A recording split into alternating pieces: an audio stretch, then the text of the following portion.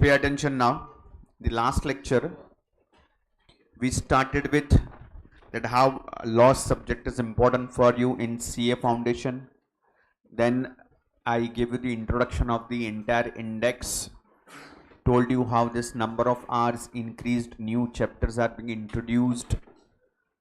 I told you the Alone Contract Act itself is not a chapter, it's a subject in itself. The most important chapter in the entire CA foundation law is Companies Act, as it is going to be repeated and will be extended in CA inter and in CA final also. And then we started with the basics ABCD kind. Section किसको बोलते हैं, subsection, clause, subclause. It was like we building a block, and then we came on that how to read the case, that is who is plaintiff, who is defendant, and then we actually came on section.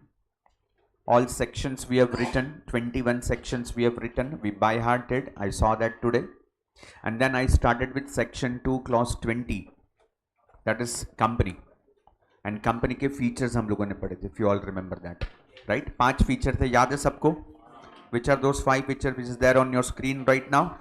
Separate legal entity, perpetual succession, limited liability, artificial judicial person. Do anyone have any doubt in this? The 5th one was the common seal, right? Do anyone have any doubt in this? Remember one thing, अभी हम लोगों ने लिखना शुरू नहीं किया है. Maybe by the end of this lecture I may put you in writing also, or maybe from next lecture. कल भी अपना lecture है, right? So कल तो लिखना ही पड़ेगा अपने को, right? अभी हम लोग सीख रहे हैं, समझ रहे हैं कि लॉ क्या है. बेसिक ABCD अंडरस्टैंडिंग से we have started. Today we will take one step further. As I said कि अभी जो होने वाला it is like a धमाका. It is like the most important concept of this Companies Act we are going to learn today. And उसको लिखना कैसा है, how to present in the paper. Business law में ऐसा नहीं कि स्टूडेंट को लॉ समझ में नहीं आता है, लेकिन फिर भी मार्क्स नहीं आते हैं. Is that they do not know exactly how to put themselves presentable in the paper. What to write and what not to write is equally important. Paper इतना लेंदी लगेगा, आपको लगेगा पेपर खत्म ही नहीं हो रहा. सो बहुत ध्यान से, बहुत समझ के पहले कॉन्सेप्ट को समझ लो. If you understand the concept it is easy then how to present yourself. But conceptual clarity का होना बहुत जरूरी है. So let's focus on now the important part, this 5 thing which we have studied, 5 features.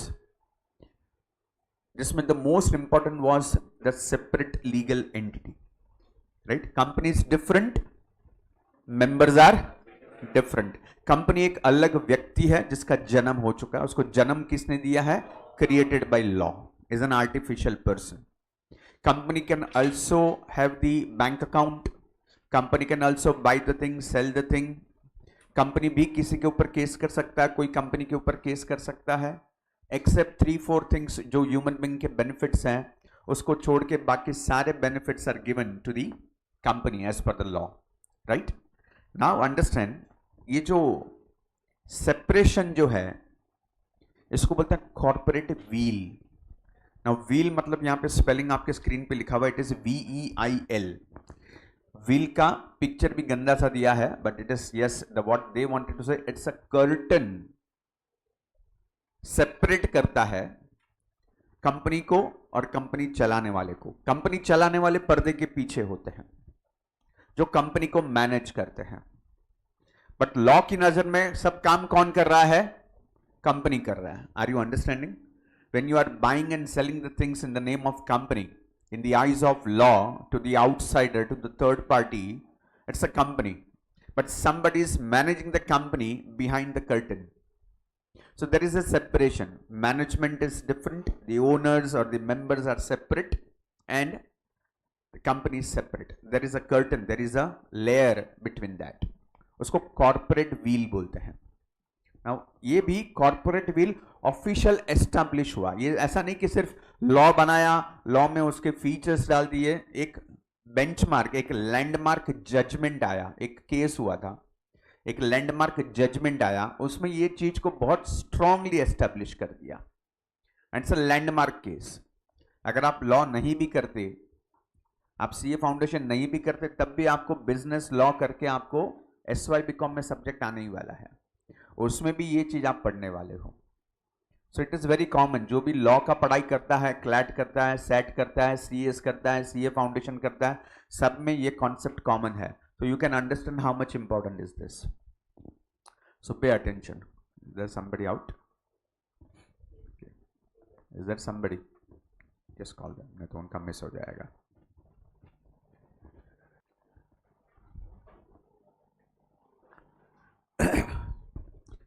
So the corporate will refers to a legal concept whereby the company is identified separately from the members of the company. The term corporate will refers to the concept that the members of a company are shielded from the liability connected to the company's action. If the company incurs any debt or contravenes any law, the corporate will concept implies that the members should not be liable for those errors. In other words, they enjoy corporate insulation. You understand? अगर company ने कोई नुकसान किया है तो वो नुकसान company भरेगा, कंपनी चलाने वाले, कंपनी के ओनर, कंपनी के मेंबर वो नुकसान नहीं उठाएंगे। Both are separate entity, and this being proved with the landmark case which is given below, that is the Salomon versus Salomon and Company Limited. Salman नहीं है, सलोमन है ये, Salomon versus Salomon company limited. Pay attention on this.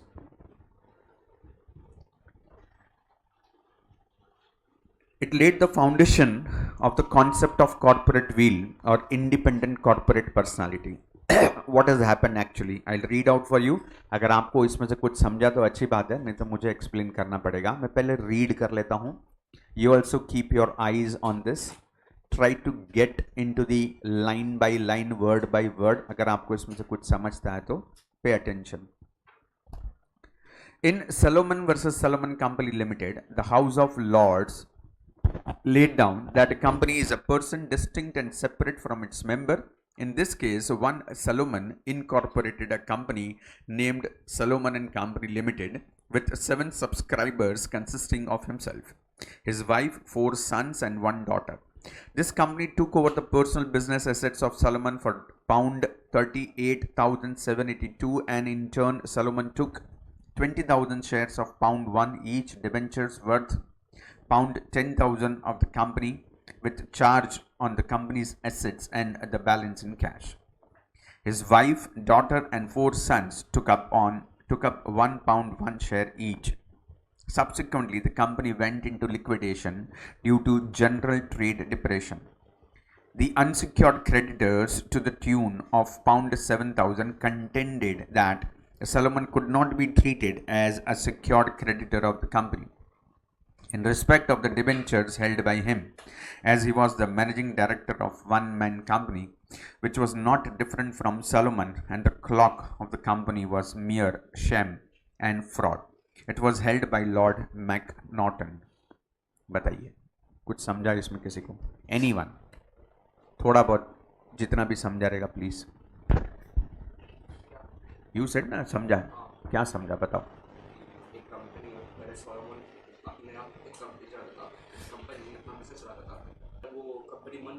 उसको एक पैसा मिलेगा, पर उसके जो अनसिक्योर्ड क्रेडिटर्स थे उनको देखिए पैसा मिलना चाहिए, और ये जो कॉर्पोरेट डील है वो बस नाम का ही है, फ्रॉड कर रहा है क्योंकि ये तो खुद ही बना रहा है, कंपनी चला रहा है, और फिर उसको नहीं मिलना चाहिए।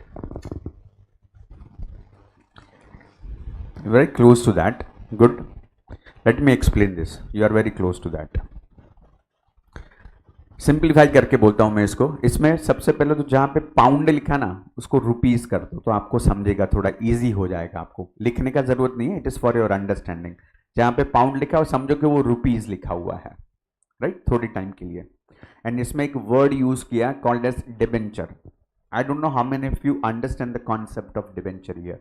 डिबेंचर सीखा है आप लोगों ने? सीखा है? नहीं पता है? कितने लोगों को नहीं पता है? Be honest, it's okay. नहीं पता है डिबेंचर का मतलब क्या था. ओके, थोड़ा मैं आपको बैकग्राउंड क्रिएट करके देता हूं. जब कोई कंपनी शुरू होता है, कंपनी शुरू करने के लिए पैसा चाहिए, कैपिटल चाहिए. कंपनी का कैपिटल आएगा कहां से? कंपनी का कैपिटल दो तरीके से आ सकता है. एक होता है by issuing shares. Company shares issue करेगा, आपको बोलेगा आप कंपनी के शेयर खरीदिए, और आप वो शेयर खरीदने के लिए कंपनी को पैसा देंगे और कंपनी आपको शेयर्स देगा. अब ये पैसा कंपनी का है, ये पैसा कंपनी कभी भी वापस देने वाला नहीं है आपको. लेकिन फिर भी कंपनी का कैपिटल पूरा नहीं हो रहा है, कंपनी को और पैसा चाहिए. Now company have no other option but to take a loan from people. अब जब पब्लिक को बोलता है कि आप हमको उधार दो, जनरल पब्लिक के पास जब आप पैसा उधार मांगने के लिए जाते हो, तो दिस उधार मांगना is very kind of low word. Law में उसको सोफिस्टिकेट वे में एक नया वर्ड दिया called as debenture. So debenture is nothing but a loan. In definition का लैंग्वेज में बात करेगा तो it is nothing but an acknowledgement of debt. जिनको जुआ खेलना था वो लोगों ने शेयर्स परचेस कर लिए. अब उसमें से प्रॉफिट होगा नहीं होगा, कमाएंगे नहीं कमाएंगे, पता नहीं है किसी को. But then there are certain people they said नहीं नहीं, हमको शेयर में पैसा इन्वेस्ट नहीं करने का है, तुमको चाहिए तो उधार देता हूं, मेरे को इंटरेस्ट देना, मेरे को डिविडेंड नहीं चाहिए, मेरे को ब्याज लगेगा. And then company takes that money also. जब ये कंपनी आपसे उधार लेता है तो बोलता है कंपनी ने डिबेंचर इश्यू किया है आपको. अब डिबेंचर में भी वेराइटीज होती है. आपने पैसा दिया लेकिन आपका पैसा भी सुरक्षित नहीं है. कंपनी डूब गया तो तेरे को भी क्या मिलेगा? बाबा जी का टुल्लू, कुछ नहीं मिलने वाला है. हाँ, कंपनी का एसेट्स वगैरह बेचा जाएगा कुछ, और उसके बाद जो भी मिलेगा वो अलग बात है. शेयर होल्डर को तो वो भी नहीं मिलने वाला है. डिबेंचर होल्डर को मिलेगा बट लंबा प्रोसेस से गुजरने के बाद. और इसमें एक अलग टाइप के डिबेंचर होते हैं called as secured debenture. Ma'am good morning, please pay attention. Day dreaming is not going to work for you in CA foundation. Yeah, we are in CA Foundation. Don't forget your profession which you have opted for. Your body language should speak that you are going to be a CA. And there is type of debenture which is called as secured debenture. Secured debenture जब आप पैसा उधार देते हो ना company को, तब आप लिखवा के लेते हो मैं पैसा उधार देगा लेकिन मेरे पास कुछ गिरवी रखना पड़ेगा, मॉर्गेज करना पड़ेगा. कंपनी वो भी करके देती है आपको क्योंकि कंपनी को पैसा चाहिए. कंपनी पहले से कंपनी का एक एसेट होगा, वो बोलेगा ये बेच के आपको पैसा दे देगा, मतलब वो एसेट सिर्फ आप लोगों के लिए रिजर्व हो जाएगा. कल को कंपनी डूब गया, कंपनी ने नुकसान किया, कंपनी के सारे एसेट बेचे जाएंगे, वो जो एक एसेट था वो आपके लिए रिजर्व्ड है, उसमें से पैसा आपको दे दिया जाएगा, बाकी सब बाद में देखेंगे. So you are secured over assets. इसमें एक वर्ड लिखा है, if you all can underline that word, that is first, second, third, fourth and fifth.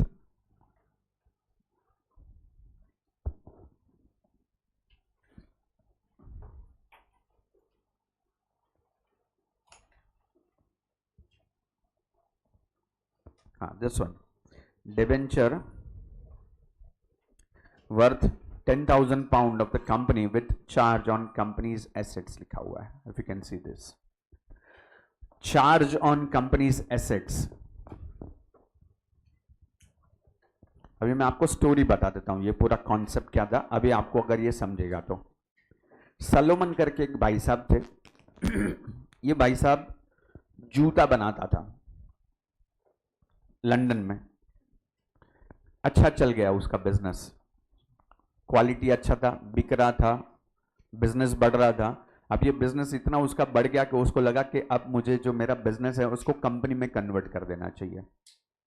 तो कंपनी में कन्वर्ट करने के लिए उसने अपने बिजनेस के जितने एसेट्स थे on the name of company transfer, एक कंपनी फॉर्म किया. अब कंपनी फॉर्म करेगा तो कंपनी को कैपिटल चाहिए कि नहीं चाहिए? चाहिए. तो कंपनी का कैपिटल तो सलोमन को ही देना था. तो कंपनी के जितने सलोमन के जितने पर्सनल एसेट्स थे वो उसने कंपनी के नाम पे ट्रांसफर कर दी है, क्योंकि उसका भी फैक्ट्री वगैरह जो भी रहा होगा, मशीन्स वगैरह जो भी उसके रहे होंगे, वो उसने सलोमन एंड कंपनी के नाम पे ट्रांसफर कर दी है।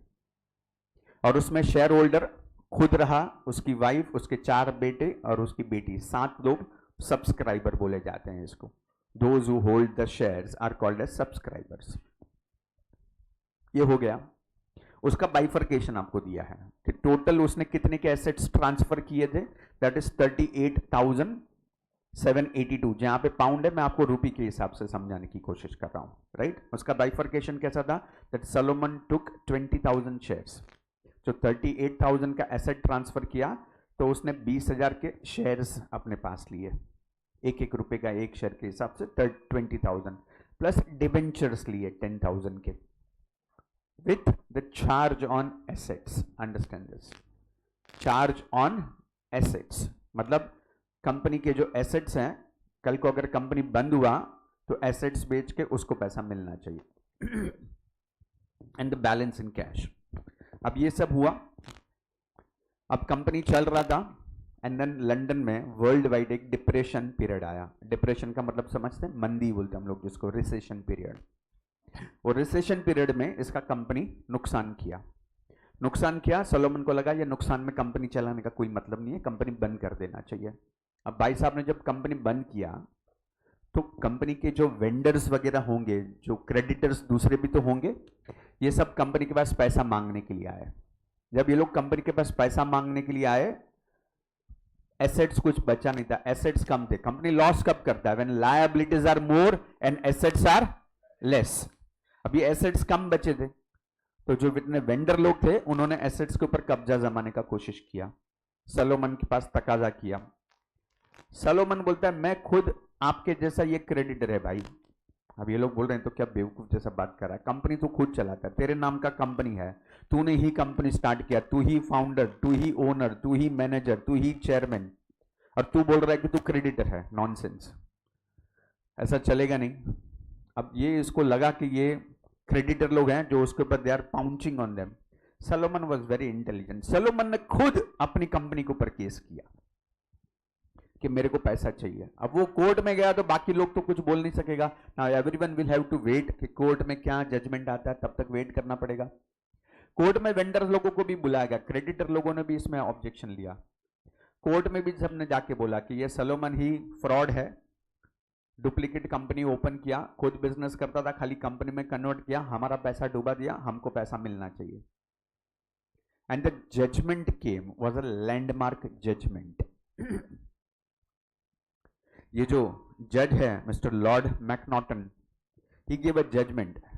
आपका बात बरोबर है कि कंपनी का ओनर भी यही है, कंपनी शुरू करने वाला भी यही है, कंपनी चलाने वाला भी यही है, but he is a creditor too, उसके पास सिक्योर्ड डिबेंचर्स हैं। अब जितना एसेट्स बेचा पड़ा है, उस एसेट्स में से पहले पैसा सलोमन को ही मिलना चाहिए, because company is different and members are different. So यहां पे वो एज अ मेंबर क्लेम कर रहा है। उसने केस किया, केस का नाम क्या है, Salomon versus Salomon company limited. यहां पे केस किसने किया है, सलोमन ने किया। किसके ऊपर किया है, सलोमन एंड कंपनी के ऊपर किया। वो कंपनी के पास पैसा मांग रहा है, लीगली मांग रहा है, all documents are there. He has a debenture, that too debentures are secured debenture, यानी कि कंपनी का एसेट्स पे पहला हक सलोमन का एज अ डिबेंचर होल्डर रहेगा। मतलब इन शॉर्ट, सलोमन ने किसी को पैसा दिया नहीं, कोर्ट का जजमेंट आया कि company is different, companies owners are different, so money will not be paid to the other creditor because they are not secured debenture holders. He is a secured debenture holder. तो पहला हक Salomon का बनेगा उस assets के ऊपर। तो उसके पास जो 10,000 के एसेट्स थे, उसमें से 7,000 का उसका जो एसेट्स बचा था वो उसको मिल गया पूरा, and he was not liable to pay others. Company is liable, Salomon is not liable. और कंपनी कितना लायबल है, जितना एसेट्स बचा है उतना दे देगा, और उस एसेट्स पे भी बोलता है कि सलोमन का अधिकार पहला है। I hope you understood the concept. Hello, समझ में आ रहा है? अब इसको समझो, ये जजमेंट इधर इंग्लिश में लिखा हुआ है, एंड यहाँ पे एक फर्स्ट वर्ड अगर आप लोगों ने पढ़ा होगा, that is the house of Lord करके लिखा है. What is the house of Lord? London में कोर्ट को लॉर्ड बोलते हैं, लॉर्डशिप. जज जो होता है ना उसको लॉर्डशिप बोलते हैं. हाउस ऑफ लॉर्ड मतलब कोर्ट. ये कोर्ट का जजमेंट है. ये अपने को जितना भी हम लोग केसेस पढ़ रहे हैं ना, ये सब पुराने पुराने हैं. This is around 100 year old case. ये बहुत बड़ा केस है. ये टोटल केस आप पढ़ोगे तो 64 पेज का केस है. ये पूरा केस स्टडी अगर पढ़ने को जाओगे तो अपने को यहाँ पे एक पैराग्राफ में दे दिया है. आई रेड एंटायर 64 पेज का case. It is beautifully written. But the best part और the worst part whatever you say, ये इतना पुराना है, इसको सीधा सीधा ऐसे पूरा उठा के कॉपी पेस्ट किया हुआ है. हम लोग इंडिया में पढ़ रहे हैं, लेकिन यहाँ पे वर्ड वो लोग ने यूज किया हाउस ऑफ लॉर्ड. क्योंकि वो जो ये पूरा जो करिकुलम भी है ना अपना बिजनेस लॉ का, कॉन्ट्रैक्ट एक्ट जो हम पढ़ते हैं, कंपनीज एक्ट पढ़ते हैं, ये पूरा जो अंग्रेज लोग बना के गए थे उसी को हम चला के ले रहे हैं. इसमें वर्ड भी चेंज करने का कोशिश नहीं किया हम लोगों ने, एक्सेप्ट फ्यू थिंग्स. जब मॉडिफाई किया कंपनीज एक्ट को 2013 में, तो हम लोग ने थोड़ा बहुत जरूरत के हिसाब से उसमें चेंजेस लाया. पूरे एक्ट को मॉडिफाई करने का ट्राई नहीं किया हम लोगों ने. So it is printed as it is. And look the judgement given by the court. So it was held by lord Naughton, Macnaghten. Held मतलब उन्होंने क्या जजमेंट दिया. The company is at law, a different person altogether from the subscriber to the memorandum. And though it may be that after incorporation, the business is precisely the same as it was before, and the same person are managers and the same hands receives the profit.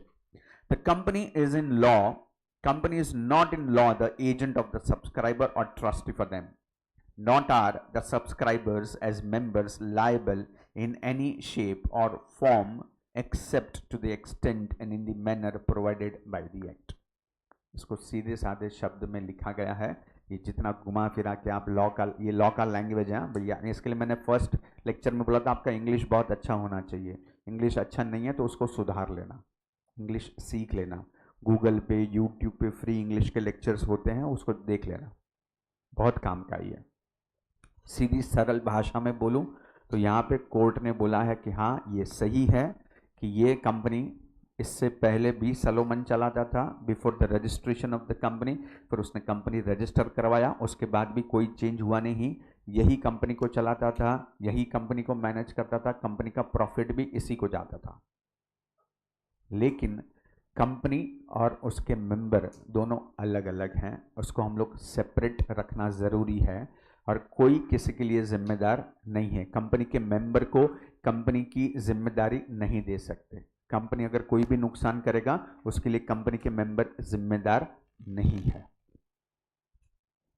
Thus, this case clearly established that the company has its own existence, and as a result, a shareholder cannot be held liable for the act of company, even though he holds virtually the entire share capital. You understand this? This line is very important. Please underline करना इसको. Company has its own existence, and as a result, a shareholder cannot be held liable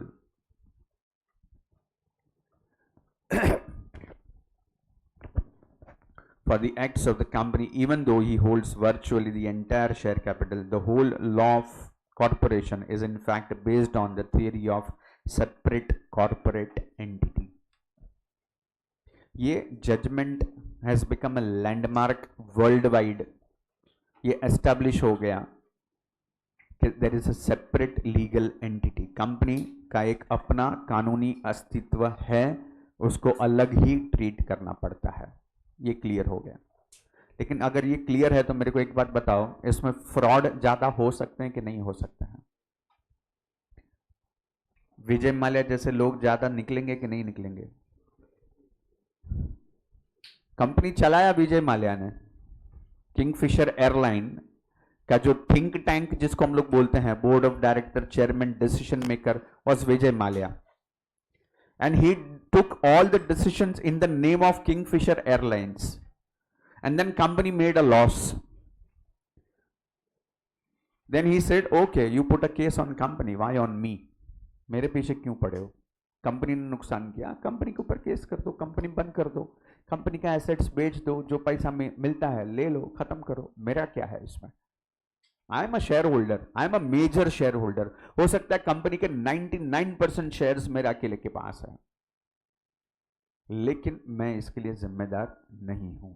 कल को रिलायंस में कुछ गड़बड़ हुआ, मुकेश अंबानी के एंटेलिया पे जाके मोर्चा नहीं निकाल सकते हम लोग, रिलायंस इंडस्ट्री पे केस होगा, मुकेश अंबानी पे केस नहीं हो सकता, ये एस्टैब्लिश हो गया। लेकिन इसमें फ्रॉड होने के चांसेस उतने ही बढ़ गए, वर्ल्ड वाइड सब लोगों ने इसका फायदा उठाएगा।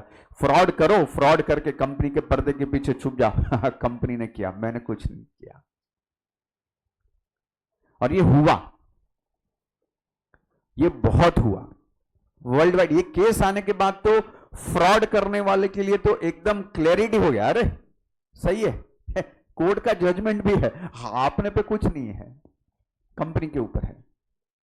एंड जो गलत इंटेंशन वाले लोग होंगे वो इसका भरपूर फायदा उठाएंगे, और ऐसा बहुत कुछ हुआ। अगर स्कैम 1992 वेब सीरीज अगर किसी ने देखा होगा, हर्षद मेहता वाला, उसमें आपको पता चला होगा दैट उसके फर्स्ट एपिसोड में ही था दैट रिपोर्टर, न्यूज रिपोर्टर करके वो एक लेडी है, वो एक बिल्डिंग में घूम रही है, कंपनी को ढूंढ रही है, कंपनी का एड्रेस, बट वहां पे ताला लगा हुआ है। मतलब companies are only on papers, registration हुआ लेकिन ऑन पेपर, एक्चुअल में उसमें कोई एम्प्लॉय भी नहीं है, कोई काम भी नहीं कर रहा है, कोई प्रोडक्शन भी नहीं हो रहा है, कुछ भी नहीं हो रहा है, nothing is happening, but on paper सब चलता है। कानून की नजर में उसका जन्म हो गया, अभी उस नाम से मैं सब कुछ फ्रॉड कर लेगा, और अगर कभी कुछ एस्टेब्लिश हुआ, हाँ तो कंपनी ने किया है, कंपनी को लेके जाओ। इसके बाद का जो है that is the change in the law, that is now lifting of corporate wheel. अब जब इतने सारे फ्रॉड होने लगे तो एक नया थियरी कोर्ट को डेवलप करना पड़ा, that is called lifting of corporate veil. Lifting of corporate veil का मतलब होता है, लॉ बोलता है कि company different, owners are different, दोनों के बीच में पर्दा है, लेकिन जरूरत पड़ने पे ये पर्दा उठा के देखा जाएगा कि इसका इंटेंशन क्या था, और अगर इंटेंशन प्रूव हुआ तो ये सेपरेट लीगल एंटिटी का थियरी साइड पे रखेंगे, and it will be establish that company and owners are same. ये करना जरूरी हो गया, और उसके भी 5 लैंडमार्क केसेस हुए। फिर 5 ऐसे लैंडमार्क केसेस हुए जिसमें फ्रॉड करने वाले को भी ये समझा कि ये सेपरेट लीगल एंटिटी का हम लोग फायदा नहीं उठा सकते, क्योंकि कोर्ट को पावर है कि जब भी उनको लगेगा वो लोग जल्दी से हाथ नहीं लगाएंगे, दे विल पुट एस्टेब्लिशमेंट कि companies different, members are different. लेकिन अगर ऐसे कुछ एविडेंसेस वगैरह आते हैं, in that case court will lift the corporate veil, उस पर्दे को हटा के देखा जाएगा उस पर्दे के पीछे चलाने वाले और कंपनी दोनों एक है या अलग अलग है। So court receive the power. So now the question may arise whether the wheel of corporate personality can ever be lifted or pierced. Pierce मतलब छेद करके देख सकते हैं कि नहीं देख सकते हैं। Lifting the wheel, it means looking behind the company as a legal person, that is disregarding the corporate entity and paying regard instead to the realities beyond the legal facade. Where the court ignore the company and concern themselves directly with the members or the managers, the corporate wheel may be said to have been lifted. Only in appropriate circumstances, the courts are willing to lift the corporate wheel, and that too when questions of control are involved rather than merely a question of ownership. और ऐसे कौन से 5 incident हुए, ऐसे कौन से 5 case हुए जहां पे जज ने इस कॉर्पोरेट व्हील को लिफ्ट करके कंपनी के ओनर को जिम्मेदार ठहराया? First one, the following are the cases where the company law disregards the principle of corporate personality or the principle that the company is a legal entity distinct and separate from its shareholders or members. The first one, to determine the character of the company, that is to find out whether the co-enemy or friend. अब इसमें there is a case, Daimler Company Limited versus Continental Tire and Rubber Company. Please understand this.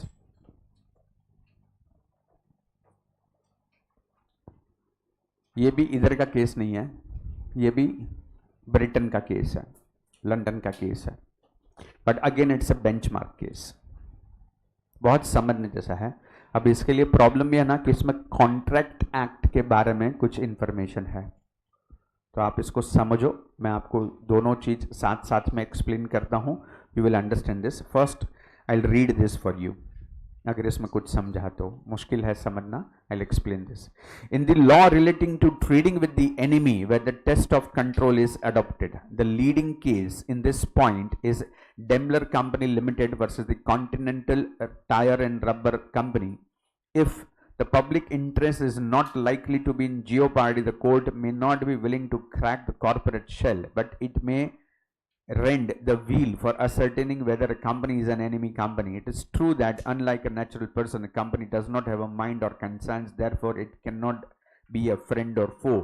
It may, however, be characterized as an enemy company if its affairs are under the control of people of an enemy country. For this purpose, the court may examine the character of the person who are really at the helm of affairs of the company. बहुत shortcut में दिया है आपको, मैं इसको explain कर देता हूँ। Daimler Company Limited versus Continental Tire and Rubber Company. Daimler Company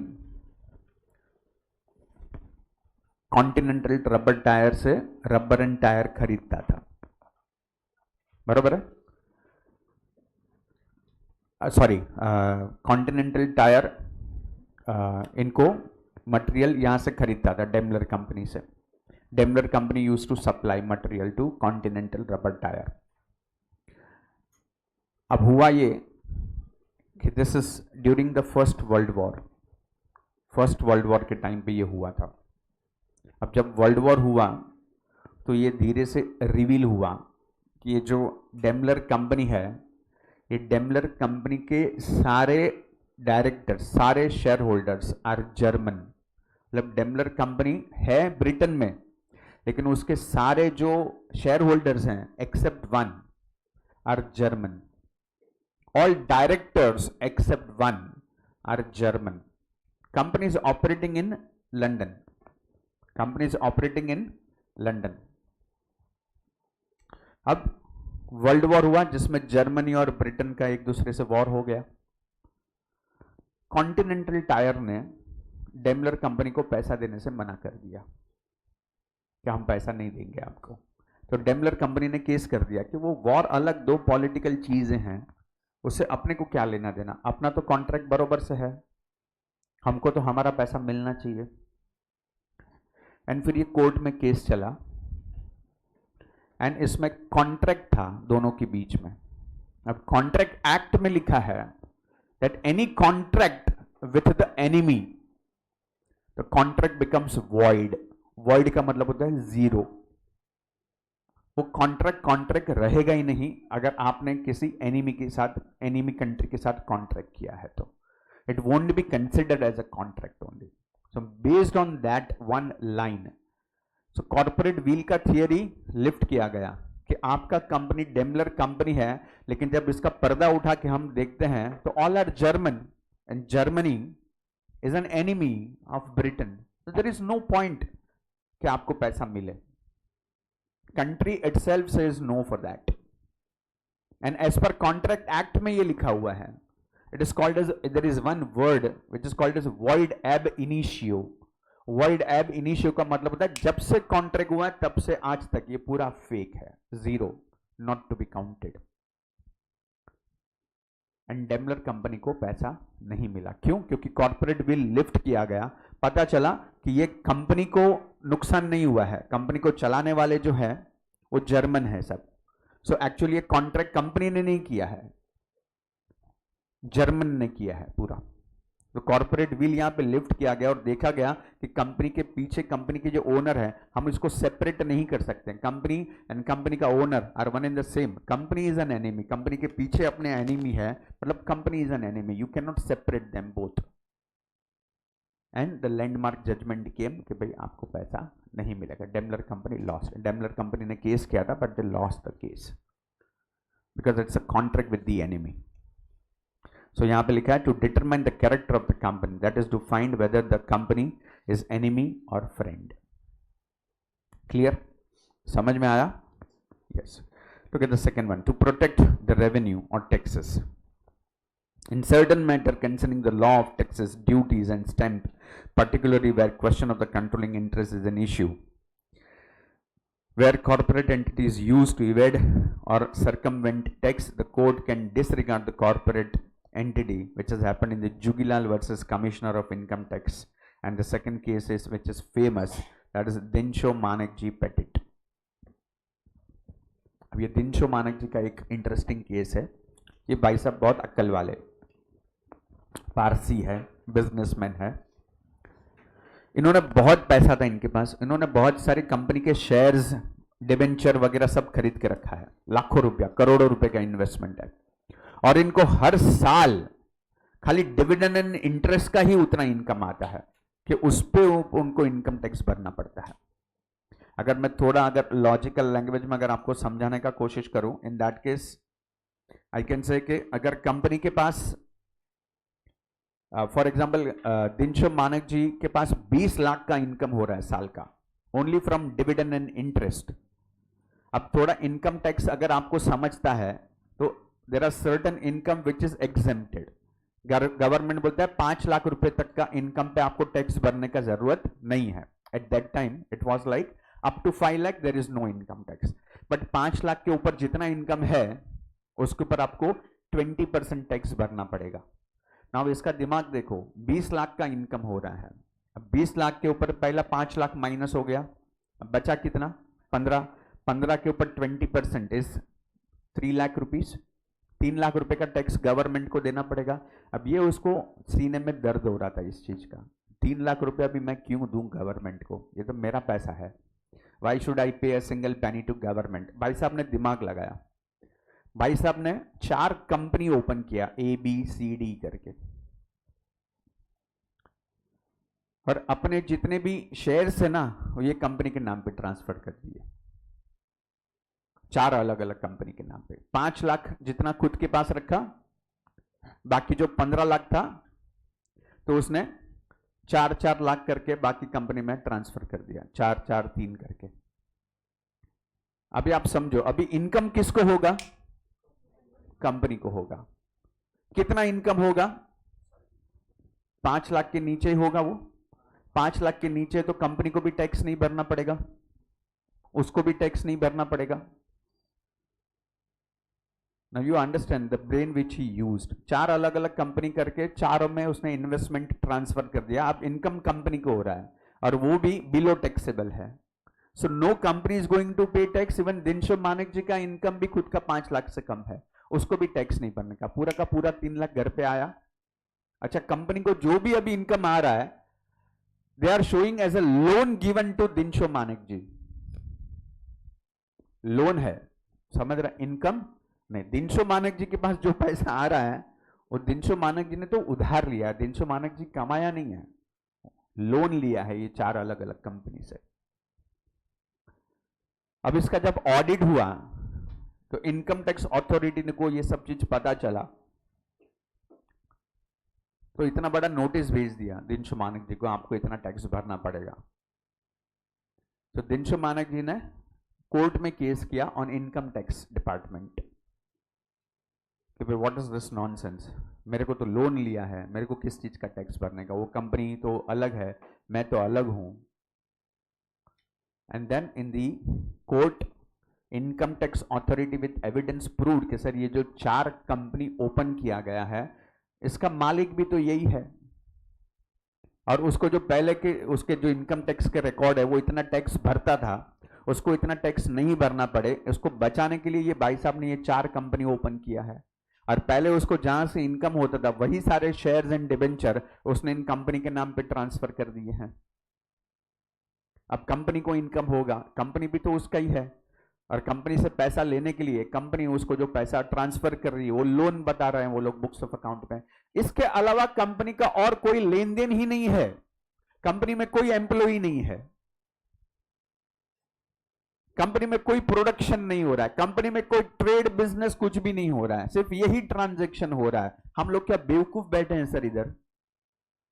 it is clearly visible कि ये कंपनी जबरदस्ती बनाया गया है, duplicate, just on paper. It's a sham company, sham मतलब फ्रॉड करने के लिए जो बोलते ना, वो कंपनी बनाया है ये।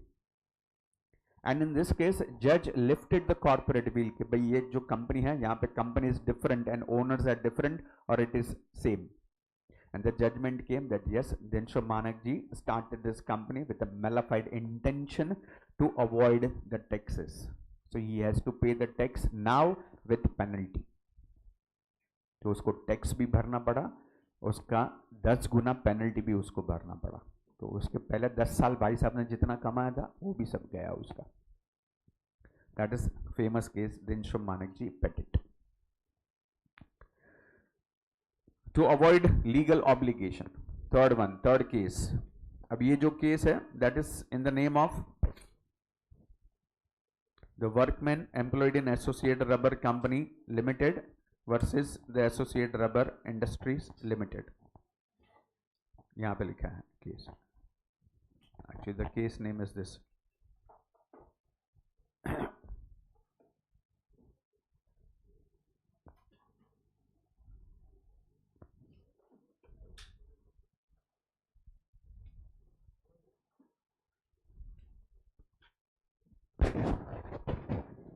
So workmen of Associated Rubber Industries Limited versus Associated Rubber Industries Limited. अब ये एक रबर इंडस्ट्री है, रबर इंडस्ट्री भावनगर में है, काम कर रहा है, प्रोडक्शन कर रहा है, उसमें बहुत सारे एम्प्लॉइज वगैरह काम कर रहे हैं।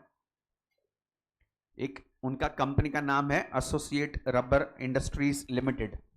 अब ये जो एसोसिएट रबर इंडस्ट्रीज लिमिटेड है ये अपने वर्कर को बोनस देने के लिए उनके बीच में इस तरह से कॉन्ट्रैक्ट है कि एसोसिएट रबर कंपनी ने एक दूसरा अपना कंपनी ओपन करके रखा है बी करके। समझो देयर इज कंपनी ए जो प्रॉफिट कर रहा है, उसमें कुछ वर्कर्स काम कर रहे हैं, उन्होंने एक कंपनी ओपन करके रखा है बी करके। बी में वो लोग ने इन्वेस्टमेंट करके रखा है और वर्कर लोगों को बोला कि हमको ये बी कंपनी से जितना प्रॉफिट होगा वो इधर हम प्रॉफिट एंड लॉस में बताएंगे एंड उसके पर्टिकुलर परसेंटेज का अमाउंट आपको एज अ बोनस हर साल हम देंगे। That was an agreement between the workers union and company. Now B company से जितना प्रॉफिट हो रहा है that is being transferred the PLN account of a company and उसके particular percentage bonus to be paid to all the workers. This happened for few years and this B company was making good profit, तो उसका अच्छा खासा profit यहां पे transfer हो रहा है। Now A didn't like this, इतना सारा बोनस वर्कर लोगों को क्यों देने का भाई? They open another company called C. अब जो बी में जितना बिजनेस होता था, जिसका प्रॉफिट यहां पे ट्रांसफर होता था, अब वो सारा चीज वो लोगों ने सी में कर दिया, लेकिन सी का कोई प्रॉफिट एंड लॉस इधर ए में आने वाला नहीं है। तो जब ए में आएगा नहीं तो बोनस देना पड़ेगा नहीं। एंड ऐसा साल 2 साल 3 साल तक हुआ। अब वर्कर को कोई पूछेगा तो बोलेगा देखो बी में प्रॉफिट किधर है, बी में तो कुछ हो ही नहीं रहा है। एज पर कॉन्ट्रैक्ट बी में जो प्रॉफिट होगा दैट शुड बी ट्रांसफर। ये रहा हमारा ऑफिशियल ऑडिटेड, चेक कर लो, audited profit and loss and balance sheet. B में से तो कुछ प्रॉफिट हुआ ही नहीं है। देन दिस पीपल आइडेंटिफाइड कि why B is not making profit, because वो पूरा सी में ट्रांसफर हो गया है। And then this worker filed a case on Associate Rubber Company. That's why the name of this case is Workmen. Workmen बोलेगा तो union है पूरा उनका, एम्प्लॉइज का। Workmen of Associate Rubber Industries Limited versus Associated Rubber Industries Limited. और court में ये prove किया गया और जज को बोला गया कि ये जो बी कंपनी है या जो सी कंपनी जो ये कर रहा है, इसके पीछे इनके ओनर तो यही है। जो पहले बी में चलता था वो बी में ना करके, क्योंकि B as per contract B का profit need to be transfer to A, वो ना करना पड़े, इसके लिए बी को प्रॉफिट करने को ही नहीं दे रहे हैं ये लोग, सब कुछ सी में कर रहे हैं ये लोग। सी के ओनर कौन है, फाउंडर कौन है, देख लीजिए आप, उसका कॉर्पोरेट व्हील लिफ्ट करके देख लीजिए, owners and company are one and the same thing. तो ये नहीं होना चाहिए। मतलब intention of the owner was with a malified intention, with a fraud, and then it is proved in the court and court gave a judgment कि नहीं, इनको आपको बोनस देना पड़ेगा। पिछले 3 साल का भी जो बोनस आपने नहीं दिया है, जो सी कंपनी में प्रॉफिट किया था, that is supposed to be done by B and that profit need to be transferred to A. So that entire money again of that bonus with interest with penalty was being paid to the workers. So that's a landmark case happened.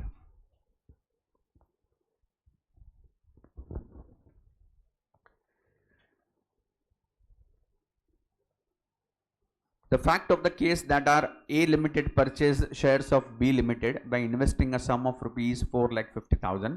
The dividend in respect of these shares was shown in the profit and loss account of the company year after year. It was taken into account for the purpose of calculating the bonus payable to the workmen of the company. Sometimes in 1968, a company transferred the shares of B Limited to C Limited, a subsidiary wholly owned by it. Thus, the dividend income did not find place in the profit and loss account of A Limited, with the result that the surplus available for the purpose for payment of bonus to the workmen got reduced. Here, a company created a subsidiary and transferred to it its investment holding in a bid to reduce its liability to pay the bonus to its worker. Thus, the Supreme Court brushed aside the separate existence of the subsidiary company. The new company so formed has no assets of its own except those transferred to it by the principal company, with no business or income of its own except receiving dividend from the shares transferred to it by the principal company, and serving no purpose except to reduce the gross profit of the principal company so as to reduce the amount paid as a bonus to the workmen. I hope you understand this. Hello. Good morning. Fourth one, formation of subsidiaries to act as an agent. यहाँ पे case है merchandise transport limited versus British transport commission 1982. अब ये case भी मैं आपको इसमें 4 line में दिया है. ये 32 पेज का 31 पेज का this was a case. Understand this. What was this case? London में हुआ था. एकदम इंडियन लैंग्वेज में अगर मैं आपको समझाने का कोशिश करूं तो it is like there is a particular company. ये जो ब्रिटिश ट्रांसपोर्ट कमीशन है वो उधर का आरटीओ है. अपने यहाँ पे लाइसेंस लेना है तो आरटीओ में जाना पड़ता ना. ये उधर का आरटीओ है, ब्रिटिश ट्रांसपोर्ट कमीशन.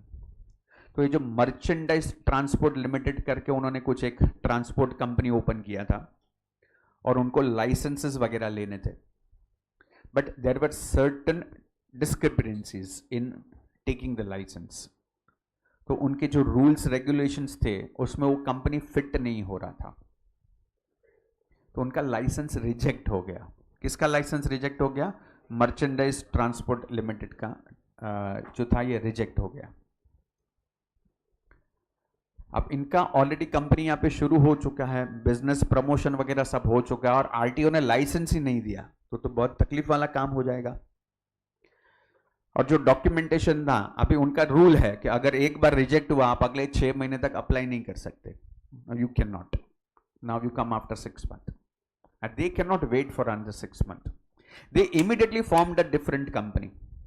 तुरंत दूसरा कंपनी वो लोग ने फॉर्म कर दिया और उसमें वो सारे डॉक्यूमेंट्स लगा दिए जो उनके पास पहली वाली कंपनी में नहीं थे, जिसकी वजह से कि उनका लाइसेंस रिजेक्ट हुआ था. तुरंत दूसरा नाम से अप्लाई किया. जब दूसरे नाम से अप्लाई किया तो वापस से ब्रिटिश ट्रांसपोर्ट कमीशन ने वो रिजेक्ट कर दिया. They said why now rejected? अब तो ये पूरे डॉक्यूमेंट अवेलेबल है, अब तो आपको हमको देना ही चाहिए. आपके रूल्स एंड रेगुलेशन के हिसाब से ऑल डॉक्यूमेंट्स आर अटैच्ड. तो प्रॉब्लम क्या है अभी? बोलता है नहीं, आपको एक बार बोलता वो तो आपने दूसरी कंपनी को रिजेक्ट किया था, ये तो दूसरा कंपनी है। तो नहीं, हम आपको नहीं देगा, आपका तो सेम कंपनी है। So this company again filed a case. Merchandise Transport Company filed a case on this RTO, British Transport Commission. And British Transport Commission ने ये वापस से प्रूव किया कि सर हमने प्रिंसिपल कंपनी जो पहले जिसने अप्लाई किया था उसको रिजेक्ट किया on certain ground, and as per rule अब ये लोग अगले 6 महीने तक अप्लाई नहीं कर सकते। अब ये लोग ने खाली अपना मास्क चेंज किया, दूसरे नाम से वो लोग आ गए। कंपनी तो वही है, कंपनी के ओनर भी तो वही है, कंपनी का नाम अलग है, लेकिन कंपनी के पर्दे के पीछे तो वही लोग हैं जो पहले प्रिंसिपल कंपनी को हमने रिजेक्ट किया था, इज द सेम ओनर्स। तो अगर हमने फर्स्ट को रिजेक्ट किया है तो सेकंड को कैसे दे सकते हैं? And hence it is proved in the court, and court जज आल्सो गिव अ जजमेंट कि yes it is right, merchandise company को भी ये लाइसेंस नहीं मिल सकता क्योंकि एक बार रिजेक्ट हुआ है एज पर लॉ। अब आपको दूसरे नाम से भी आएंगे तो भी आपको मिलेगा नहीं।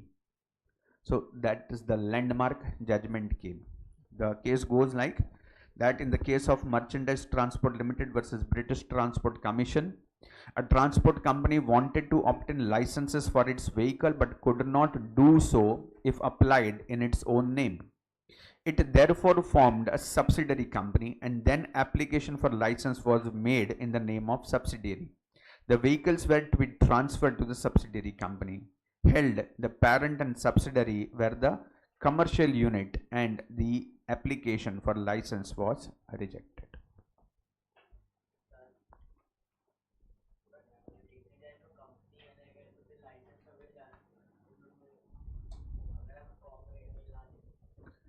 कॉर्पोरेट बिल ना देख के तो वो लोग ने केस किया। ये जजमेंट वही चीज है कि कौन से केस में कॉर्पोरेट बिल लिफ्ट करना पड़ता है।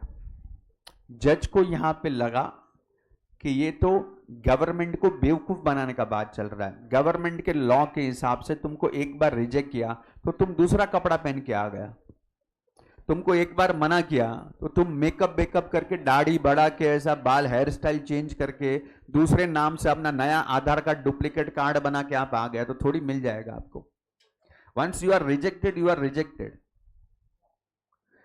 आप कंपनी के आपको करना क्या चाहिए था? अगर थोड़ा अकल होता ना, आपको जो कंपनी के ओनर चेयरमैन जो आपने फॉर्म किया ना उसमें आपका नाम ही नहीं होना चाहिए था। बट ये आपने गलती कर दिया, आपने खाली नाम चेंज किया, दूसरे नाम से रजिस्ट्रेशन करवा के। ओनर तो आप ही हो, आपको ये नाम से मना किया तो दूसरे नाम से आ गया, ऐसा थोड़ी हो सकता है। In this case the corporate veil has to be lifted, you are rejected, नहीं हो सकता। अकल ये होना चाहिए था, आप दूसरे 4 अलग लोगों को खड़ा कर देते, उनके साथ अलग से कॉन्ट्रैक्ट कर लेते एक बार कि भाई तेरे नाम से कंपनी ओपन कर रहा हूं मैं, तू लाइसेंस के लिए अप्लाई कर, फिर वो तेरा कंपनी मेरे को बेच देना, चलता था। वो होता, और ये सब होता है इंडिया में इस तरह से। अभी ये सब केस करने के बाद ये भी अकल चलता है, इसका भी तोड़ है। जिस तरह से मैंने बोला अभी इसको करना क्या चाहिए था, तो किसी और के नाम से कंपनी ओपन कर देगा, उसको लाइसेंस मिल गया, फिर वो कंपनी इसको बेच देगा। भाई हमने कंपनी बेच दिया, एक कंपनी एक दूसरी कंपनी को बेचने से गवर्नमेंट थोड़ी रोक सकता है। We have sold our company, कुछ नहीं कर सकता आप इसमें। सो केसेस लॉ के हिसाब से चलना पड़ता है आपको। कब लिफ्ट? वो ट्रेड का केस है, उसमें तो कोई केस ही नहीं कर रहा है ना। आप केस करने को जाएगा तो कोर्ट का जज उसको लिफ्ट करेगा ना। ये दोनों आपस में डील कर रहे हैं, कोर्ट में जाने का जरूरत ही नहीं है लिफ्ट करने के लिए कोई चीज।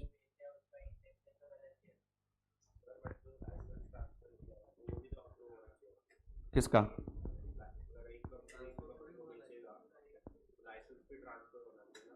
नहीं, वो तो कंपनी के सारे व्हीकल के साथ पूरा ट्रांसफर हो जाएगा ना वो तो। फिर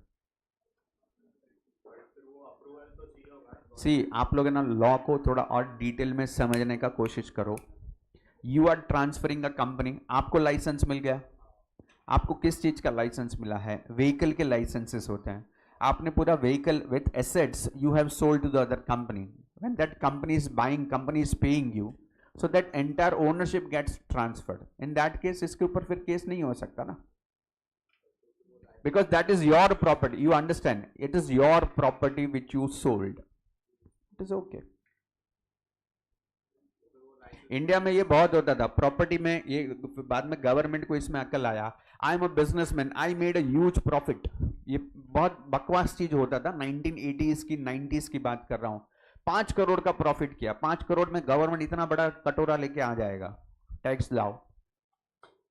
मैंने 5 करोड़ का एक प्रॉपर्टी खरीदा, एक बंगलो खरीदा, एंड मैंने बुक्स में बता दिया गिफ्ट टू वाइफ.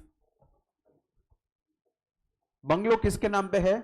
वाइफ के नाम पे है. पेमेंट किसने किया? मैंने किया. क्यों किया? अरे मैंने वाइफ को गिफ्ट किया. गिफ्ट टैक्स कुछ नहीं है, गिफ्ट पे टैक्स नहीं लगता था. फिर उसके बाद गवर्नमेंट को अक्ल आया, बोलता ये तो साला पब्लिक उल्लू बना रहा है, अपने को टैक्स नहीं भरता है. क्योंकि वेल्थ टैक्स है, प्रॉपर्टी टैक्स है, वो तुमको भरने का नहीं है. तुम्हारा प्रॉपर्टी तुम दूसरे के नाम पे ट्रांसफर कर देगा, गिफ्ट किया है. उसके बाद वापस से गवर्नमेंट नया कॉन्सेप्ट लाया, that is a gift tax. 20,000 के ऊपर गिफ्ट नहीं दे सकता किसी को तुम. 20,000 के ऊपर दिया, हाँ तो टैक्स दे, अभी जितना गिफ्ट करने का कर. सो जितने रूल्स बनते हैं ना, उसको तोड़ने का दिमाग अपने पास है. और जब जब आप तोड़ोगे, गवर्नमेंट नए नए कानून बनाते जाएगा. Got it? यस.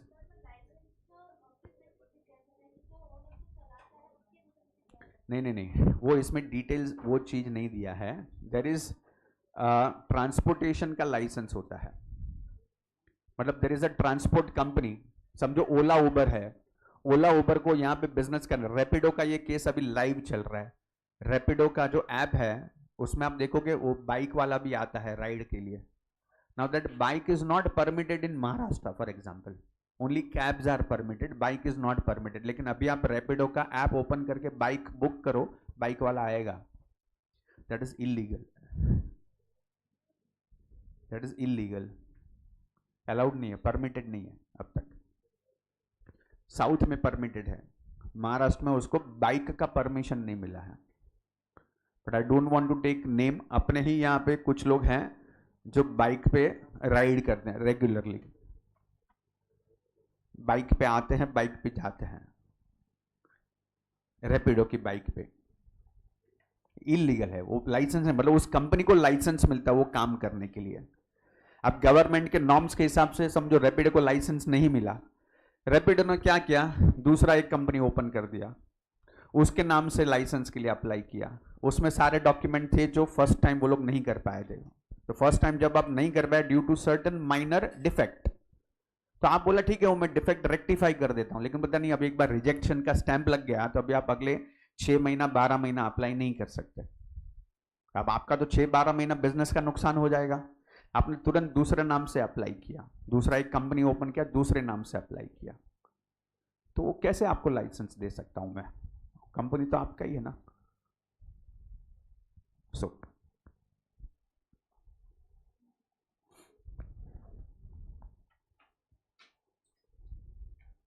मैंने आपके लेक्चर में बोला था this Uber company has already applied for license of air taxi. Air taxi का लाइसेंस उनको ग्रांट हो चुका है. बट स्टेट गवर्नमेंट ने, अभी 2 चीज का फर्क होता है. एक होता है नेशनल परमिशन, एविएशन मिनिस्टर से परमिशन है. एविएशन मिनिस्ट्री ने उसको परमिशन दे दिया that there can be an air taxi. अब उसको विद इन महाराष्ट्र ऑपरेट करने का महाराष्ट्र स्टेट गवर्नमेंट का अलग से परमिशन लेना पड़ेगा. वो उनको नहीं मिला है कि उसमें जब तक वो over the table under the table happy Diwali नहीं होएगा, उनको सेटिस्फेक्शन नहीं होएगा, तब तक वो करने को देगा नहीं उनको. अच्छा, ये लाइसेंस उनको आज से 5 साल 6 साल पहले मिल चुका है एविएशन मिनिस्ट्री से. उबर कंपनी अब तक ये बिजनेस कर लेना चाहिए था. अभी नया चला है वाटर टैक्सी. वाटर टैक्सी के license on a probation base issue किए गए हैं. उसमें गवर्नमेंट का पार्टनरशिप है वापस से. आप सोचो, लाइसेंस देके भी गवर्नमेंट ने उसमें पार्टनरशिप किया है. सो बहुत सारे रूल्स होते हैं उसके हिसाब से. Yes sir. उसका मैं कुछ नहीं कर सकता, हो गया तो होने दो. अभी मैं ऐसा ही है. ये पहले भी बहुत बार हुआ, बट वो लोग कुछ कर नहीं पाते उसका. Some technical errors. And the 5th one, company formed for fraud, improper conduct और टू डिफीट द लॉ। ये तो आपको दिया ही नहीं है, एकदम छोटा सा एक लाइन में खत्म कर दिया है। That is Gilford motors company versus Horne करके है। कहां पे है?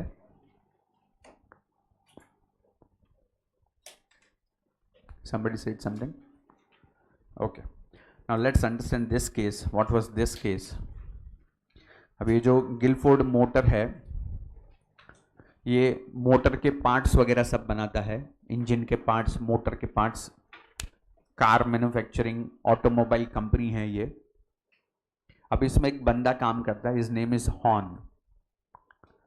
अब ये हॉर्न बहुत बड़ा दिमाग वाला इंजीनियर है और उसको कंपनी में लाने से कंपनी का बिजनेस और बढ़ रहा था।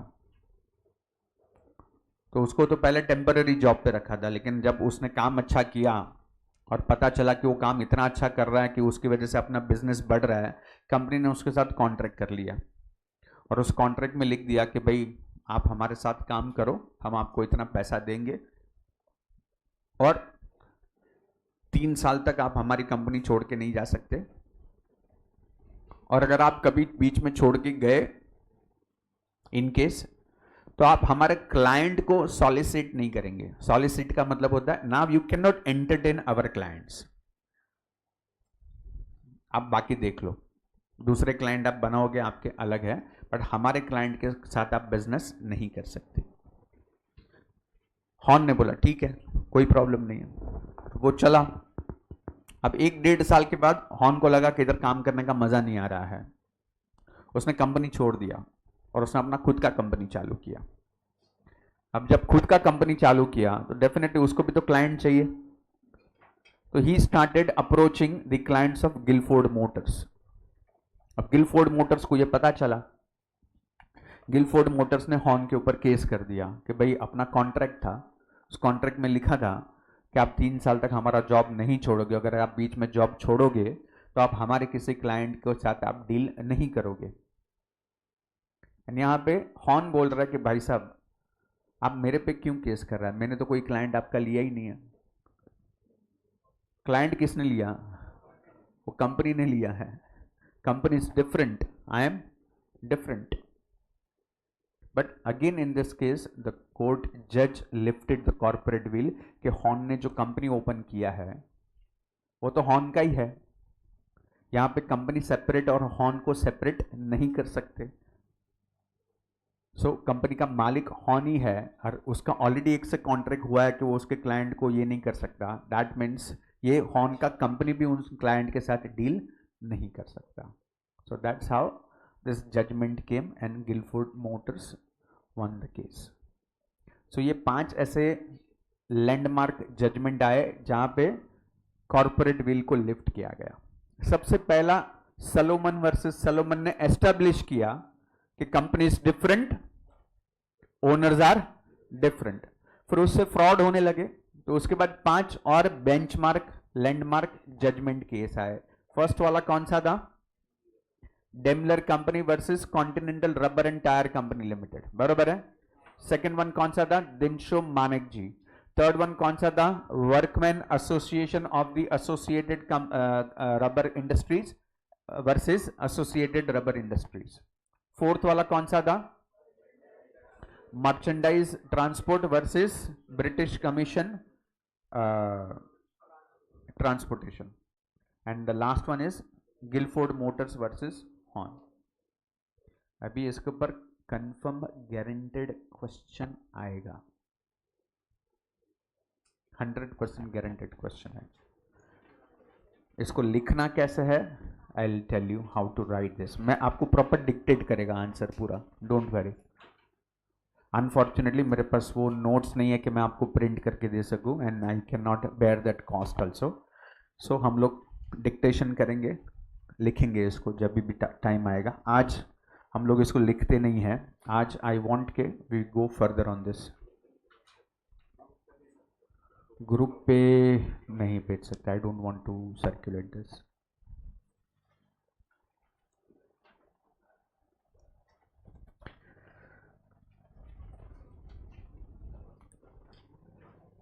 समझ में आया? आज हम लोग ने 6 केस पढ़ा। फर्स्ट वन सलोमन, जिसने एस्टैब्लिश किया there is a separate legal entity, और उसके बाद कॉर्पोरेट विल लिफ्ट करने के 5 केस पढ़े हम लोगों ने। क्लियर है? हेलो, यस और यस। हम लोग ने और कितना चीज पढ़ लिया पता? हम लोग ने कितने सेक्शन लिखे थे? 21 सेक्शन लिखे थे। उसमें फर्स्ट कौन सा पढ़ा हम लोगों ने? सेक्शन 2 क्लॉज, वही बोला 6 कहां से आया? आप लोग डायरेक्ट वो सीक्वेंस में चले जाते हो बाय हार्ट करने के चक्कर में। 2 क्लॉज 20 पढ़ा? हाँ या हाँ? 2 क्लॉज 21 भी पढ़ा हम लोगों ने। कंपनी लिमिटेड बाय गारंटी पढ़ा कि नहीं पढ़ा हम लोगों ने? 2 क्लॉज 22 भी पढ़ा हम लोगों ने, company limited by shares. And clause 2 clause 92 भी पढ़ा, अनलिमिटेड लायबिलिटी भी पढ़ा हम लोगों ने। यस और यस, याद आ रहा है? एक बार फिर से गो थ्रू करने का है। लिखा है यहाँ पे, मेरे को रीड करने का जरूरत है कि आप रीड कर लोगे?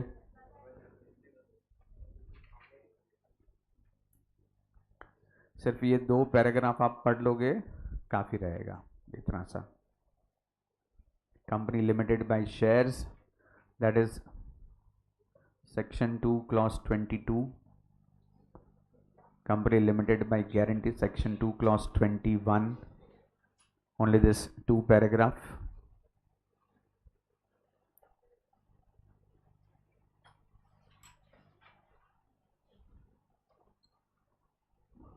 Unlimited company section 2 clause 92,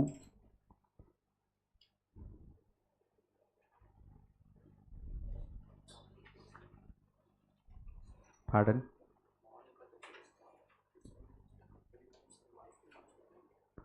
नहीं उसने बनाया अपने नाम से, यही तो गलती है ना। See now you learn out of your mistakes.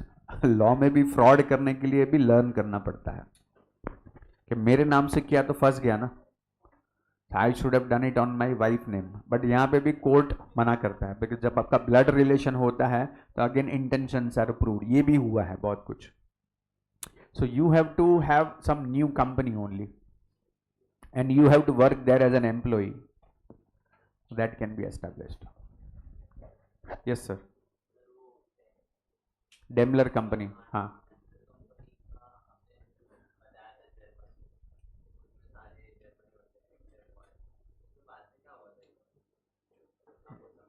बाद में क्या हुआ मतलब समझा नहीं मैं। डेमलर कंपनी ने केस कर दिया कि भाई मेरे को मेरा पैसा चाहिए। उन्होंने कॉन्टिनेंटल रबर टायर पे केस किया कि भाई हमको हमारा पैसा मिलना चाहिए। कॉन्टिनेंटल टायर ने मना किया। कॉन्टिनेंटल टायर अब ब्रिटेन का कंपनी है।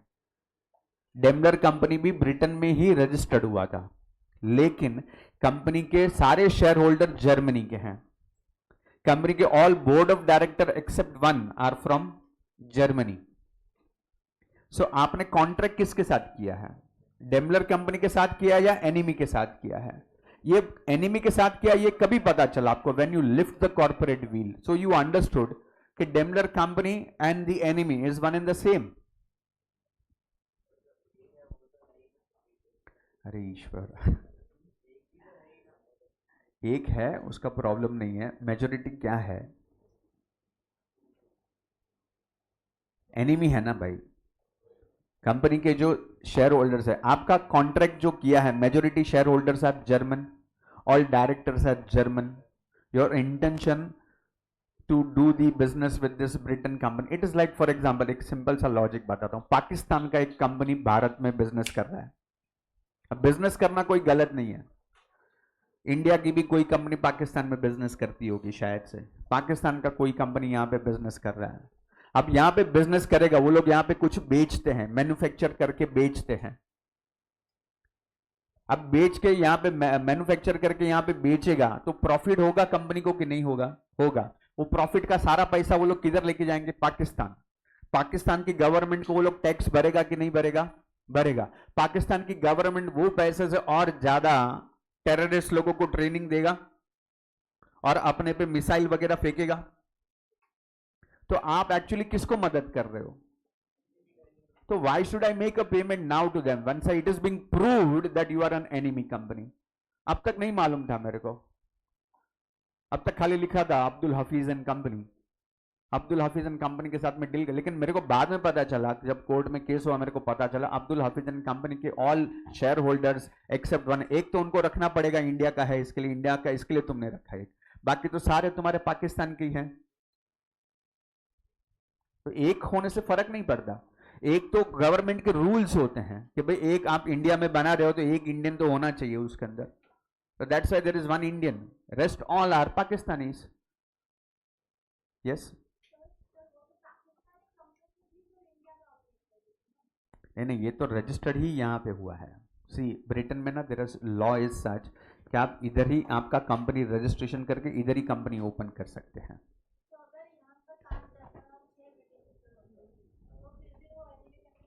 नहीं, आप समझो मेजोरिटी शेयर्स किसके पास है, एनिमी कंपनी के पास है, तो प्रूव्ड है कि वो एनिमी है। एज पर अगेन ना, इसके लिए आपको जब आप कॉन्ट्रैक्ट एक्ट पढ़ेंगे ना तब आपको समझेगा, as per contract act any contract done with the enemy is void ab initio, that is that contract is considered as no contract. होते तो अरे मैं वही बोल रहा हूं, मेजोरिटी क्या है। सी आज की डेट में भी आपको क्या लग रहा है, इंडियन कंपनी में पाकिस्तानी शेयर होल्डर्स नहीं होंगे? होंगे। मेजोरिटी शेयर्स 51% होल्डिंग किसके पास है, इंडियन के पास है, तो वो कंपनी एनिमी के साथ नहीं है। डिसीजन मेकर आपको ना लॉ में ये पहले, ईश्वर आपको ना पहले बिजनेस में ये चीज समझना पड़ेगा, कॉर्पोरेट्स में जिसकी लाठी उसकी भैंस, नंबर 1। इसका सीधा सीधा मतलब है who is the decision maker, majority share holders are the decision makers. आज कंपनी फ्रॉड इंटेंशन से काम कर रहा है या गलत इंटेंशन से काम कर रहा है, बट कौन कर रहा है, डिसीजन मेकर्स कर रहे हैं। डिसीजन मेकर अगर सारे इंडियन है और उसमें 4 पाकिस्तानी है, उससे क्या ही फर्क पड़ता है, डिसीजन तो इंडियन लोगों ने ही लिया ना भाई। And vice versa, there are 7 Pakistanis and 3 Indians, तो आपके पास वोटिंग पावर ही कहां पे है। आइए 3 ने ऑब्जेक्ट भी किया रहेगा, 7 ने फेवर में वोट डाल दिया, आपका कुछ चलेगा ही नहीं उसमें, यू आर एनिमी। मेजोरिटी आपके पास है, सिंपल सा बात है ना।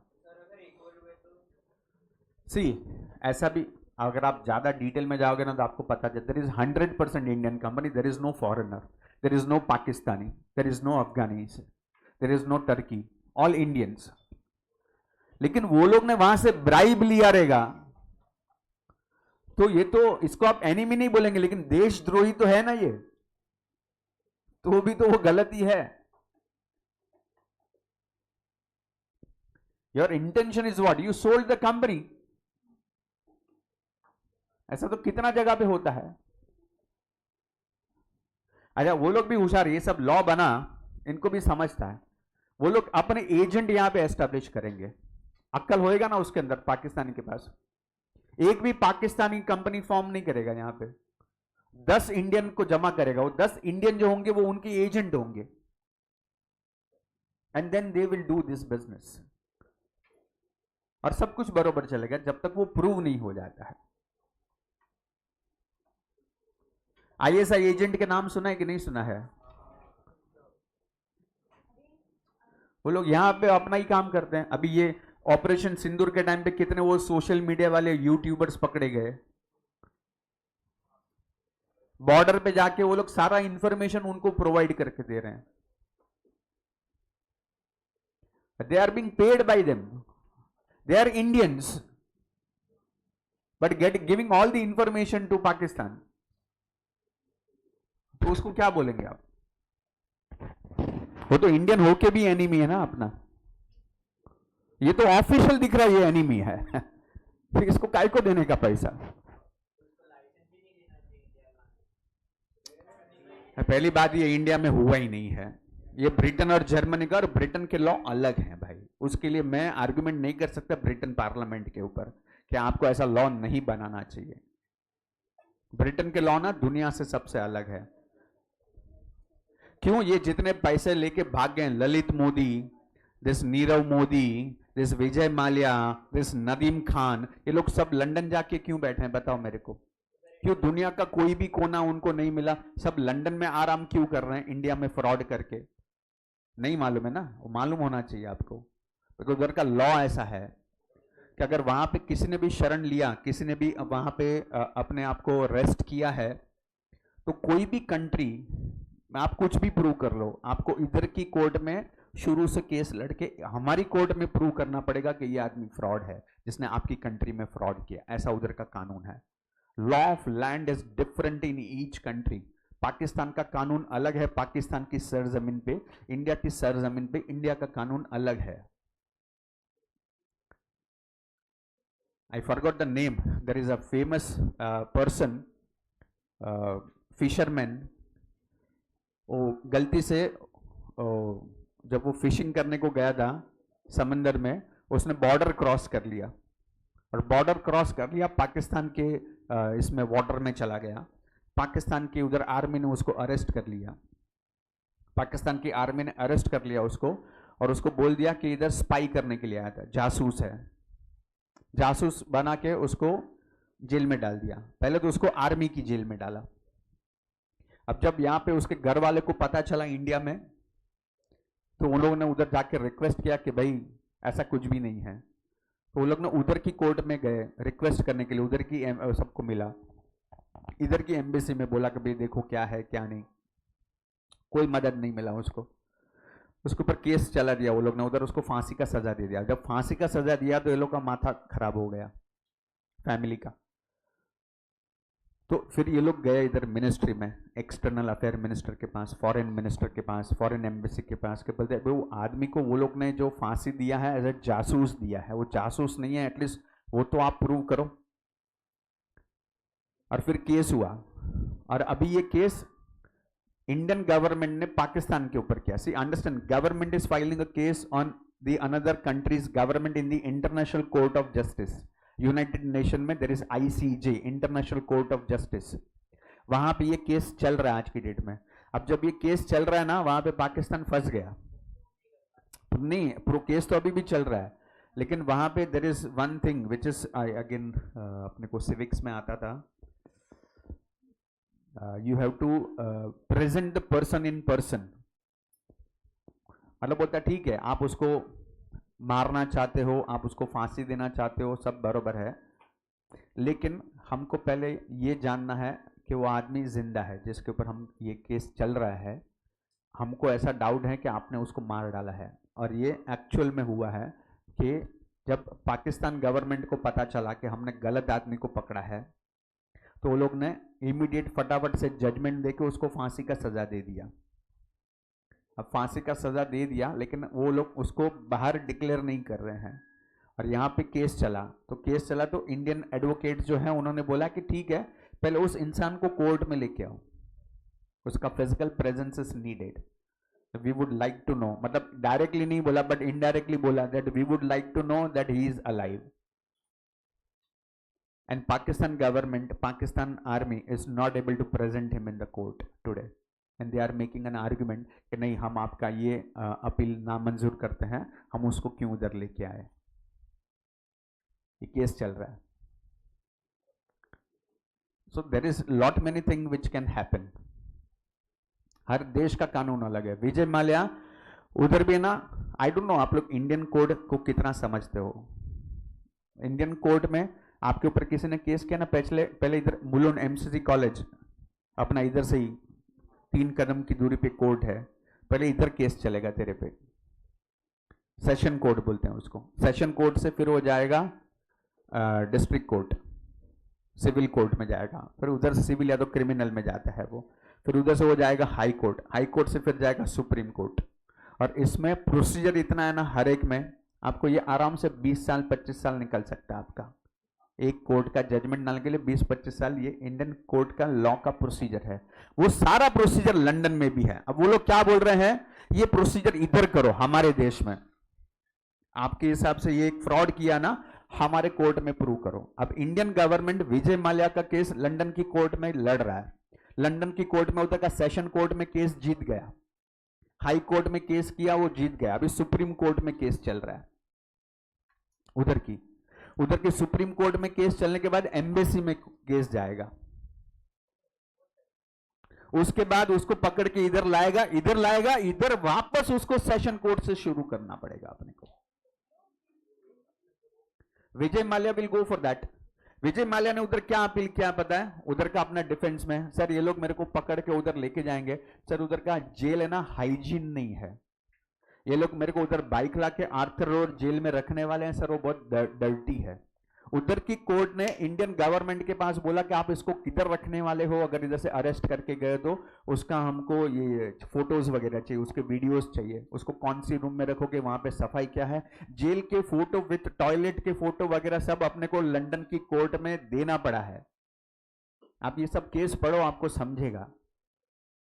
Law is not that cake walk, मैंने केस कर दिया, अरे ऐसा कैसा कर सकते हैं तुमको तो पकड़ के डाल देगा, ऐसा नहीं होता है।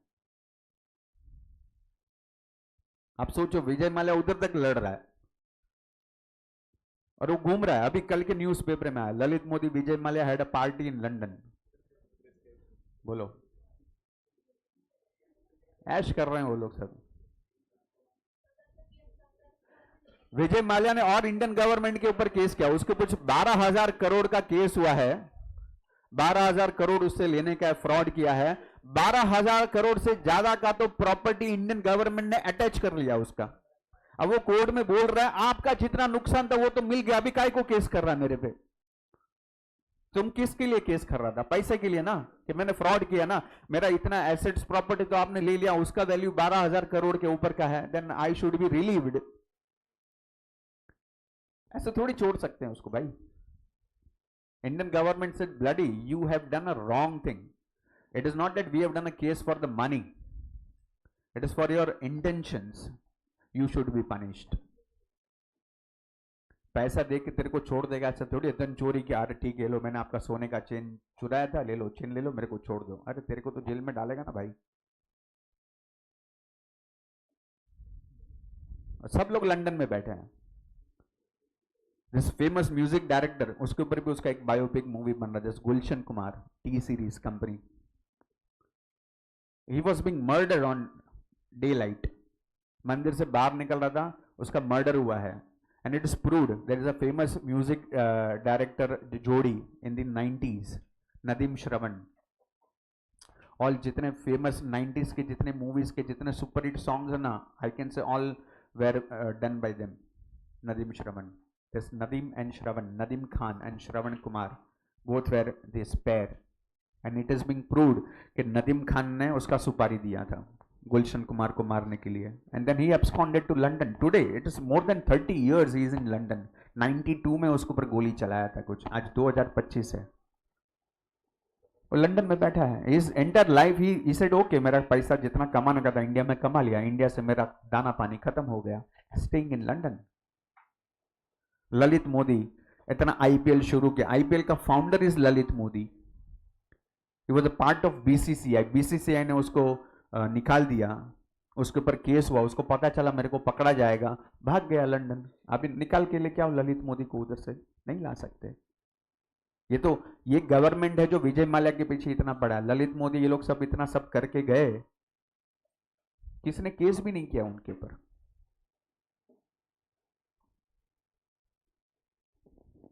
So all such case you need to understand, ये हुआ, सलोमन का जजमेंट आया, सबको फ्रॉड करने को मजा आ गया, कह रहे भाई कंपनी अलग है, मैं अलग है, मेरे पे कुछ नहीं होने वाला है, तो फ्रॉड करना चालू किया। तो ऐसे दिनशो मानिक जी जैसे लोग आए, अलग अलग कंपनी बनाया, टैक्स बचा सकते हैं वगैरह सब हुआ।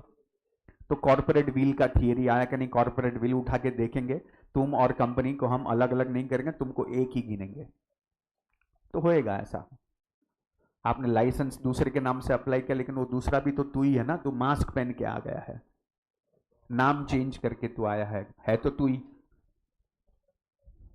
सो जजमेंट विल कम अकॉर्डिंगली। हाँ, ये बात और है, इसमें से सीख के वापस दिमाग लगाएगा। जैसे गिलफोर्ड मोटर का बात क्या, ही सेड, पागल है ना सर वो, तो उसको अपनी वाइफ के नाम से कंपनी ओपन करना चाहिए था, खुद के नाम से क्यों किया? सी, इधर के इधर ही दिमाग चलता है। अरे ये हुआ है तो कोर्ट ने वो भी बोला कि नहीं, ये वाइफ मतलब तू ही है, ये भी प्रूव हुआ है, ब्लड रिलेशन है ना। तेरी वाइफ तो अब तक हाउस वाइफ थी, उसको तो ऐसे भी बिजनेस में कुछ समझता नहीं है, बिजनेस तो तू ही कर रहा है, नाम वाइफ का है, वो भी प्रूव होता है। फिर उसका तीसरा रास्ता निकालते हैं, किसी और थर्ड पर्सन के नाम से कंपनी ओपन किया, I am working in that company as an employee. Sir वो तो वो कंपनी अलग है, मैं अलग है, मेरे को क्या लेना देना। So all such thing happens. गलतियां करते हैं सब लोग। लॉ में इतने छेद है ना, लॉ जहां जहां पे लॉ बनता है ना, human brain is there to find a loop. The moment you find the loop, you survived. The moment you survived, a new law will emerge to control that loop. जब आप उसको cover करोगे, वापस आपका दिमाग और कहीं पे चलेगा। Human brain is super, super से भी ऊपर, अलग लेवल है हम लोग। और बोला ना, अपना आदत है, जो चीज बचपन से अपने को मना किया ना, हाँ वो फाइल करेगा। मना क्यों किया मेरे को? जो चीज पे रिस्ट्रिक्शन है ना, वो चीज को पहले चाहिए अपने को। Something which is not to be done, I will do. Restriction पसंद नहीं है अपने को। That is how the human nature is.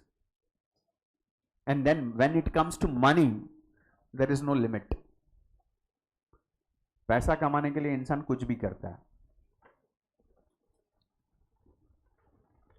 So this three sections also we have done, that is the company limited by guarantee, company limited by shares, and unlimited company, right? Just give me 2 minutes.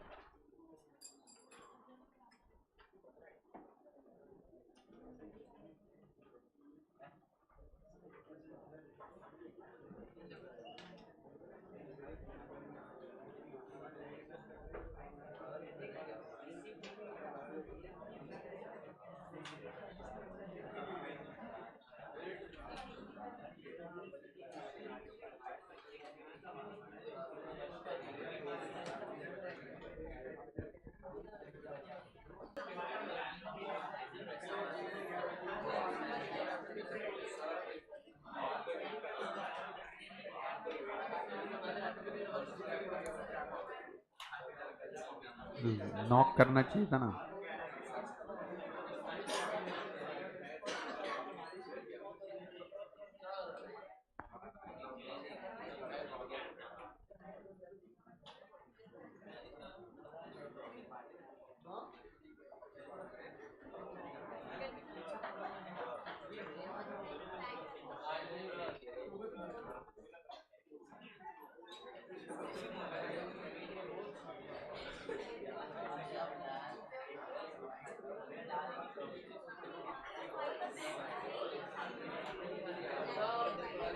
चलो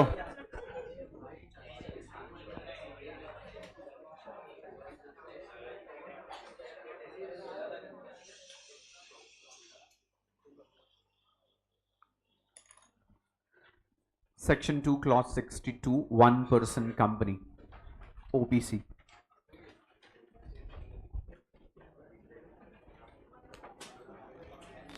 Pay attention.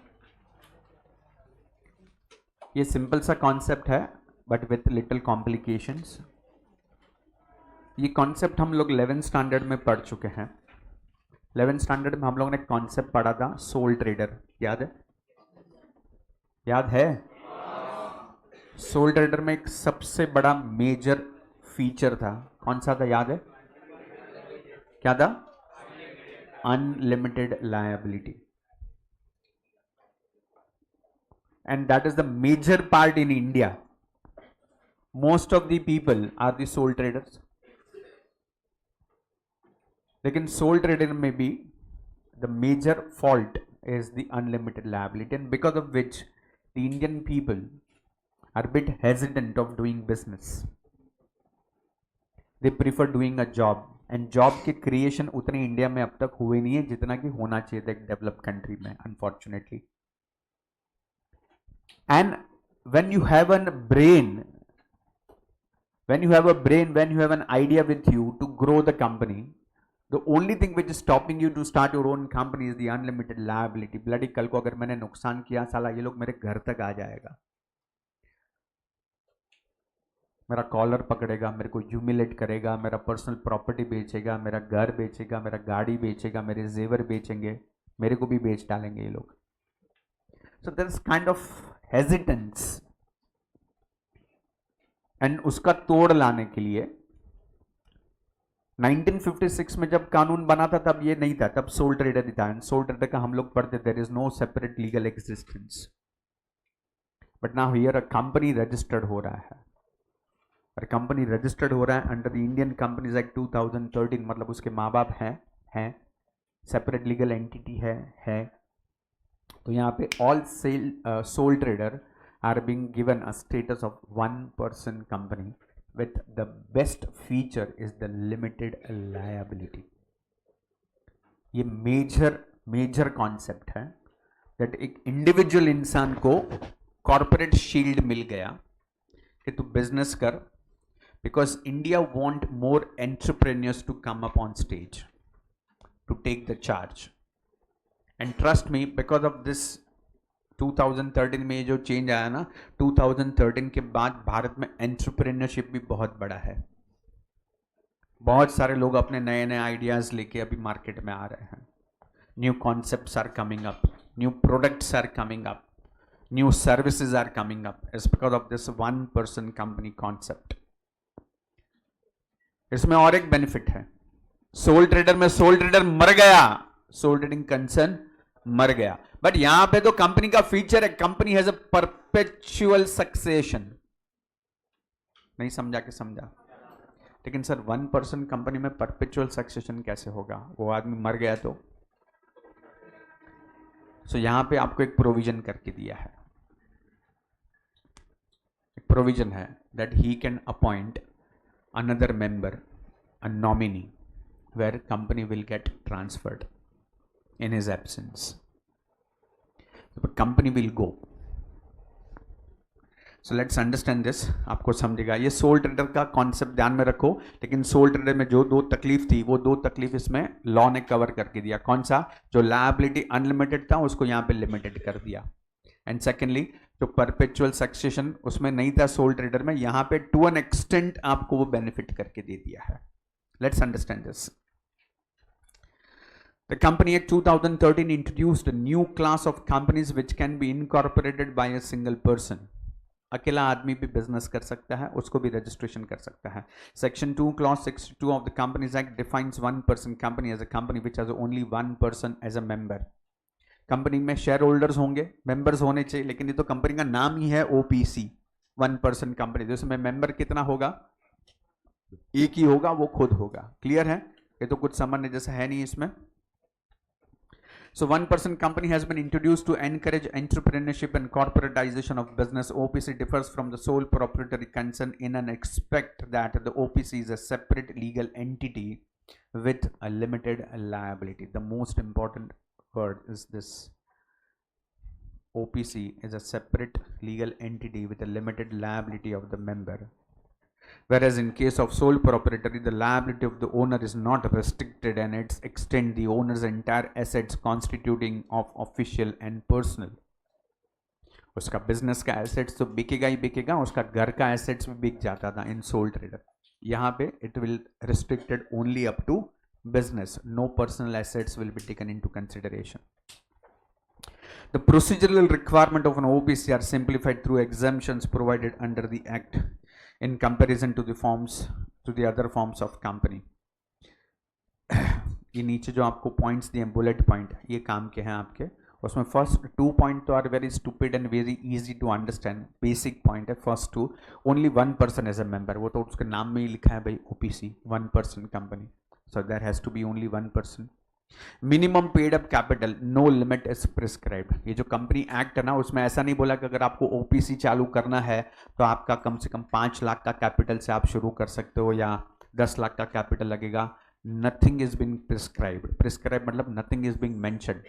You may start with 0 money also. You can start. There is no paid up capital का requirement given by the law as of now. Today आज की date में nothing is being prescribed. 3rd, 4th, 5th, 6th is important for you. The memorandum of OPC shall indicate the name of the other person who shall in the event of the subscriber's death or his incapacity to contract become the member of the company. Now this is the twist. Her OPC में आपको एक member को appoint करने का extra.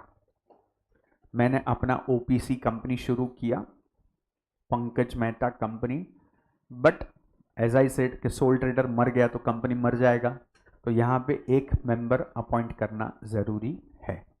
So the memorandum of OPC shall indicate, और वो company का जो मेमोरेंडम ऑफ एसोसिएशन बनेगा, कंपनी के रजिस्ट्रेशन के टाइम पे जो डॉक्यूमेंट बनेंगे, उस मेमोरेंडम में उसका नाम लिखा जाएगा.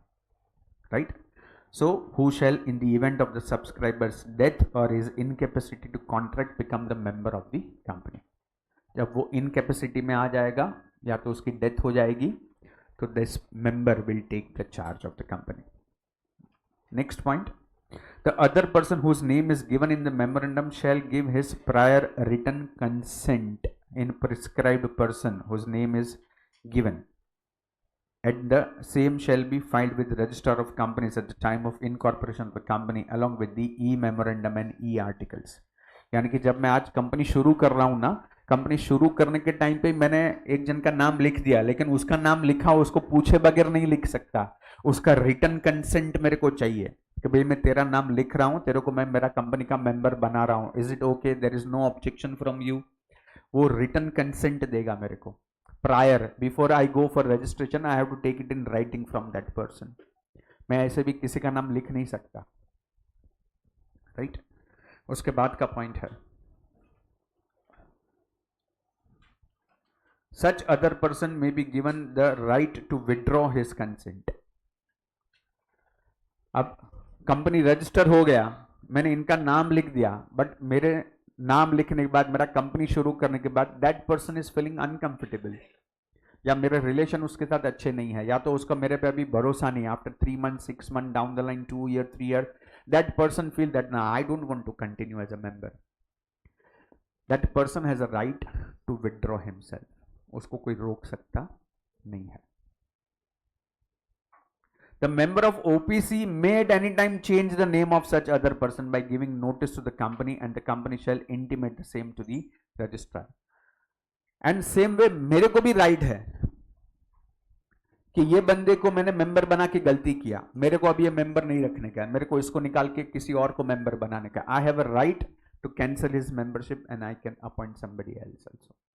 For that I have to inform to the company registrar. Writing में information देना पड़ेगा that now this person is no more a member, this new person is being appointed. समझ में आ रहा है? Hello. Next one. Any such change in the name of the person shall not be deemed to be an alteration of the memorandum. अब इसके लिए जब हम memorandum of association पढ़ेंगे तब आपको समझेगा. फिलहाल इतना समझ लो कि कंपनी जब शुरू होता है एक डॉक्यूमेंट बनाना पड़ता है, उस डॉक्यूमेंट को बोलते हैं मेमोरेंडम ऑफ एसोसिएशन. मतलब कंपनी जो लोग शुरू कर रहे हैं उनके सबके नाम लिखने पड़ते हैं, कंपनी क्या क्या काम करने वाला है वो सब उसमें लिखना पड़ता है. और उसमें अगर कुछ भी चेंज करना है आपको, आज आप कंपनी शुरू कर रहे हो तो जो लिखा था ना वही सब करना पड़ेगा. अब उसके अलावा अगर आप कुछ भी करना चाहते हो तो आपको मेमोरेंडम में पहले चेंज करना पड़ेगा, और वो चेंज करने का प्रोसीजर बहुत लंबा चौड़ा है. उसको बोलते हैं ऑल्ट्रेशन इन मेमोरेंडम. अब ये ऑल्ट्रेशन करने का तो बहुत लंबा चौड़ा प्रोसीजर है कंपनी के लिए, लेकिन ओपीसी में आपको बेनिफिट करके दिया है. ओपीसी में बोला है कि अगर आप किसी मेंबर का नाम चेंज करते हो तो it is allowed. It will not be considered as change in the memorandum. Memorandum में उसको एग्जेम्पशन दिया है आपको. Only a natural person who is an Indian citizen, whether the resident in India or otherwise, has stayed in India for a period of not less than 120 days during the immediately preceding financial year. मतलब in short वो भारत का नागरिक होना चाहिए and Indian resident होना चाहिए, उसी को ही ये आप कंपनी के लिए अपॉइंट कर सकते हो. Right. Shall be eligible to incorporate OPC. Eligible बोलेगा तो क्या हुआ, ऊपर जो लिखा था वो एलिजिबिलिटी क्राइटेरिया. कौन सा क्राइटेरिया है? फर्स्ट वन, आप भारत के नागरिक हो और आप भारत में रहते हो and you are a natural person. Natural person का मतलब समझा, company is also person but it's an artificial person, मतलब आप कोई कंपनी ओपीसी नहीं बन सकता, एक इंसान ही ओपीसी बन सकता है। समझा के समझा? Hello, yes. Shall be a nominee for the sole member of a OPC. No person shall be eligible to incorporate more than one OPC to become nominee in more than one such company. ये restriction है, एक इंसान एक ही OPC चालू कर सकता है, एक से ज्यादा नहीं कर सकता। एंड मैं अगर मेंबर है ना, तो मैं मेंबर भी किसी एक ही कंपनी में रह सकता है, एक से ज्यादा कंपनी में मैं मेंबर भी नहीं बन सकता। क्यों? उसका रीजन समझो बात को, ये लॉ के हिसाब से आपको बना के दिया है।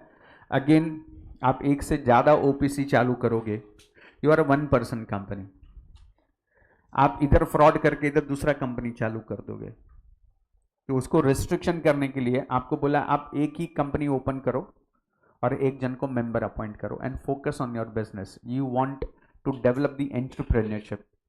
हमको नहीं चाहिए कि आप मल्टीपल जगह पे आप डाइवर्सिफाई करो अपने आप को। दिनशो ने ओपीसी नहीं किया था, he made a private limited company. OPC is different, private limited is different, that is what I am saying. उसके जब आप कंपनी ओपन करते हो ना, उसमें लिखना पड़ता है ओपीसी इन योर कंपनी का name, it will be revealed it's an OPC, one person company लिखना पड़ता है। Even to an outsider it is known that it's a one person company, right? अच्छा, दिनशो मानक जी जो किया था ये पहले का है, 2013 में ये नए सिस्टम आए हैं। 2013 के पहले का दिनशो मानक जी का केस था, राइट? एंड वो हम लोगों ने देखा कि दिनशो मानक जी ने 4 अलग अलग कंपनी किया with mala fide intentions also. Yes sir,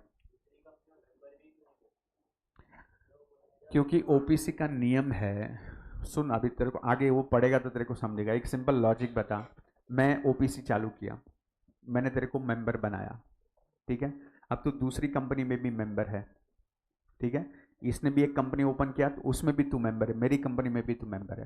now if something goes wrong with me, I die, who will take charge of the company? You will take charge, you become the OPC. Once you are a OPC, how can you be the member of other company? That means it's an OPC logically. Make sense? So no person shall be eligible to incorporate more than one OPC or become nominee in more than one such company. आप nominee भी एक से ज्यादा company में नहीं बन सकते। क्यों नहीं बन सकते? आप दो कंपनी में नॉमिनी हो और वो दोनों कंपनी के ओनर मर गए, आप वापस से दो कंपनी के ओपीसी के ओनर बन गए, दैट इज नॉट परमिटेड। नहीं समझा कि समझा? समझा। Ishwar, no minor shall become a member or nominee of the OPC or can hold share with beneficial interest. किसी माइनर को भी ओपीसी के लिए एलिजिबल माना गया नहीं है। Such company cannot be incorporated or converted into a company under Section 8. Section 8 में क्या आता है? क्या आता है Section 8? Company with charitable object. उसमें आप कन्वर्ट नहीं कर सकते। Such company cannot be incorporated or converted into a company under Section 8 of the Act, though it may be converted to private or public company in certain cases. हाँ, OPC can be converted into public or private company. Such company cannot carry, ये बहुत important line है, such company cannot carry non-banking financial investment activities including investment in securities of any body corporate. मतलब actual में non banking बोलेगा तो it is like private bank type हो गया, एक जो फाइनेंस कंपनीज होते हैं बड़े बड़े, जो एक काम एक बैंक करता है वही काम एक इन्वेस्टमेंट कंपनी कर रहा है। ये काम आपको करने का परमिशन नहीं है अंडर ओपीसी। ये बड़ा बड़ा काम है, फाइनेंस का काम है, ऊपर से तुम वन पर्सन है संभालने वाला, ऊपर से तुम्हारा लायबिलिटी भी लिमिटेड है और तुम गांव से पैसा ले रहा है और बाद में वो चुका नहीं पाया तो पब्लिक का नुकसान हो जाएगा। So you are restricted to do any non banking financial business. अरे यार, ये वन पर्सन कंपनी की बात कर रहे हैं हम लोग, वन पर्सन कंपनी नहीं कर सकता, मतलब मेंबर नहीं कर सकता, बात तो एक ही हुआ ना। अरे वो नॉमिनी है, nominee will come in to the picture if something goes wrong to the owner. He is just a nominee, there are no partners. Nominee is not your partner. Nominee is a nominee. My wife is my nominee. My son could be my nominee. My brother could be my nominee. My father could be my nominee. They are not a part of my business. Business I am doing. मेरे को कुछ हो गया, they will come and take the charge. And when I am doing a business, I am restricted. मैं ऐसा कोई non banking financial वाला लंबा चौड़ा पैसे का बिजनेस करने से मेरे को लॉ ने मना किया है.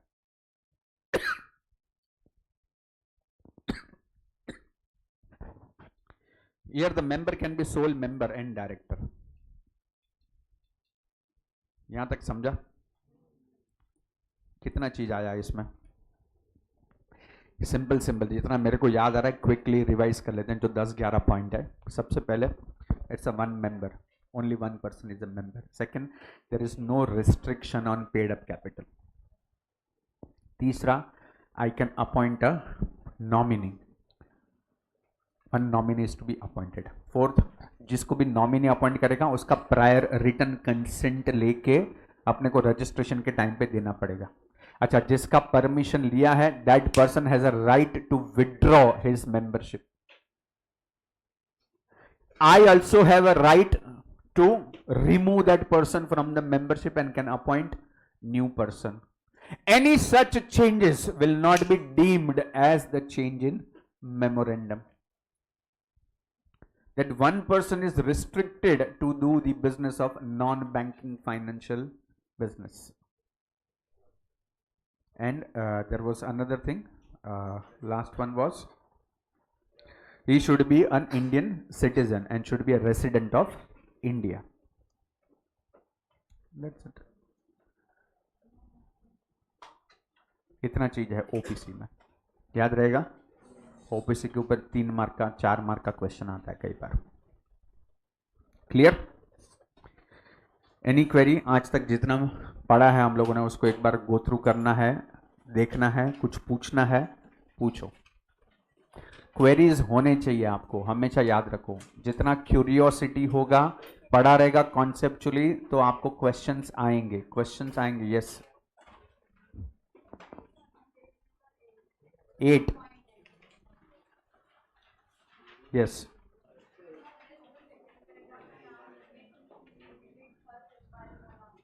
Which one?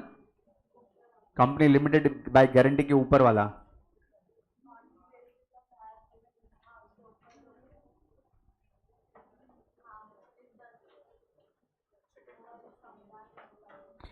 ये वाला paragraph. Okay. It thus implies that for meeting debts of the company, the shareholders may be called upon to contribute only to the extent of the amount which remains unpaid on the shareholdings. ये तो हम लोगों ने पढ़ा था. मैंने आपको कल बोला था ना, what do you mean by company limited by shares? आपने जितना इन्वेस्टमेंट किया है वही आपका लायबिलिटी है, लेकिन आपने अब तक शेयर का जो आपका लायबिलिटी था वो आपने शेयर का पैसा ही पूरा नहीं दिया है. मैंने आपको बोला था ओल्ड टाइम में 10 रुपए का शेयर, कंपनी 10 रुपया एक साथ मंगाता नहीं था. है शेयर 10 रुपए का इश्यू कर दिया, लेकिन आपको क्या बोला, अभी 5 रुपया दो, बाकी 5 रुपया बाद में मंगा लेगा. So that becomes your liability or not. So that is what written here. The shareholder may be called upon to contribute only to the extent of amount which remains unpaid on the shareholdings. His separate property cannot be encompassed to meet the company's debt. Company का नुकसान अगर कुछ भी हुआ तो आपको उसके लिए और कुछ पैसे का जरूरत लाने का नहीं है. आपके पर्सनल एसेट्स नहीं आएंगे. जो शेयर के ऊपर जितना पैसा अनपेड है वो आपको देना पड़ेगा. That is called company limited by shares. And company limited by guarantee मैंने आपको बोला था, जहां पे कंपनी के ओनर जब कंपनी शुरू करते हैं, कंपनी के प्रमोटर वो लोग गारंटी दे रहे हैं a particular amount, that in case of company gets into some emergency, if company gets into liquidation, I'll bring another capital. वो amount भी specify किया होता है in the memorandum at the beginning.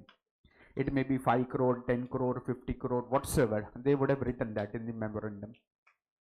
So it's a company limited by guarantee. Is what written. और कुछ? Hello, clear? Great.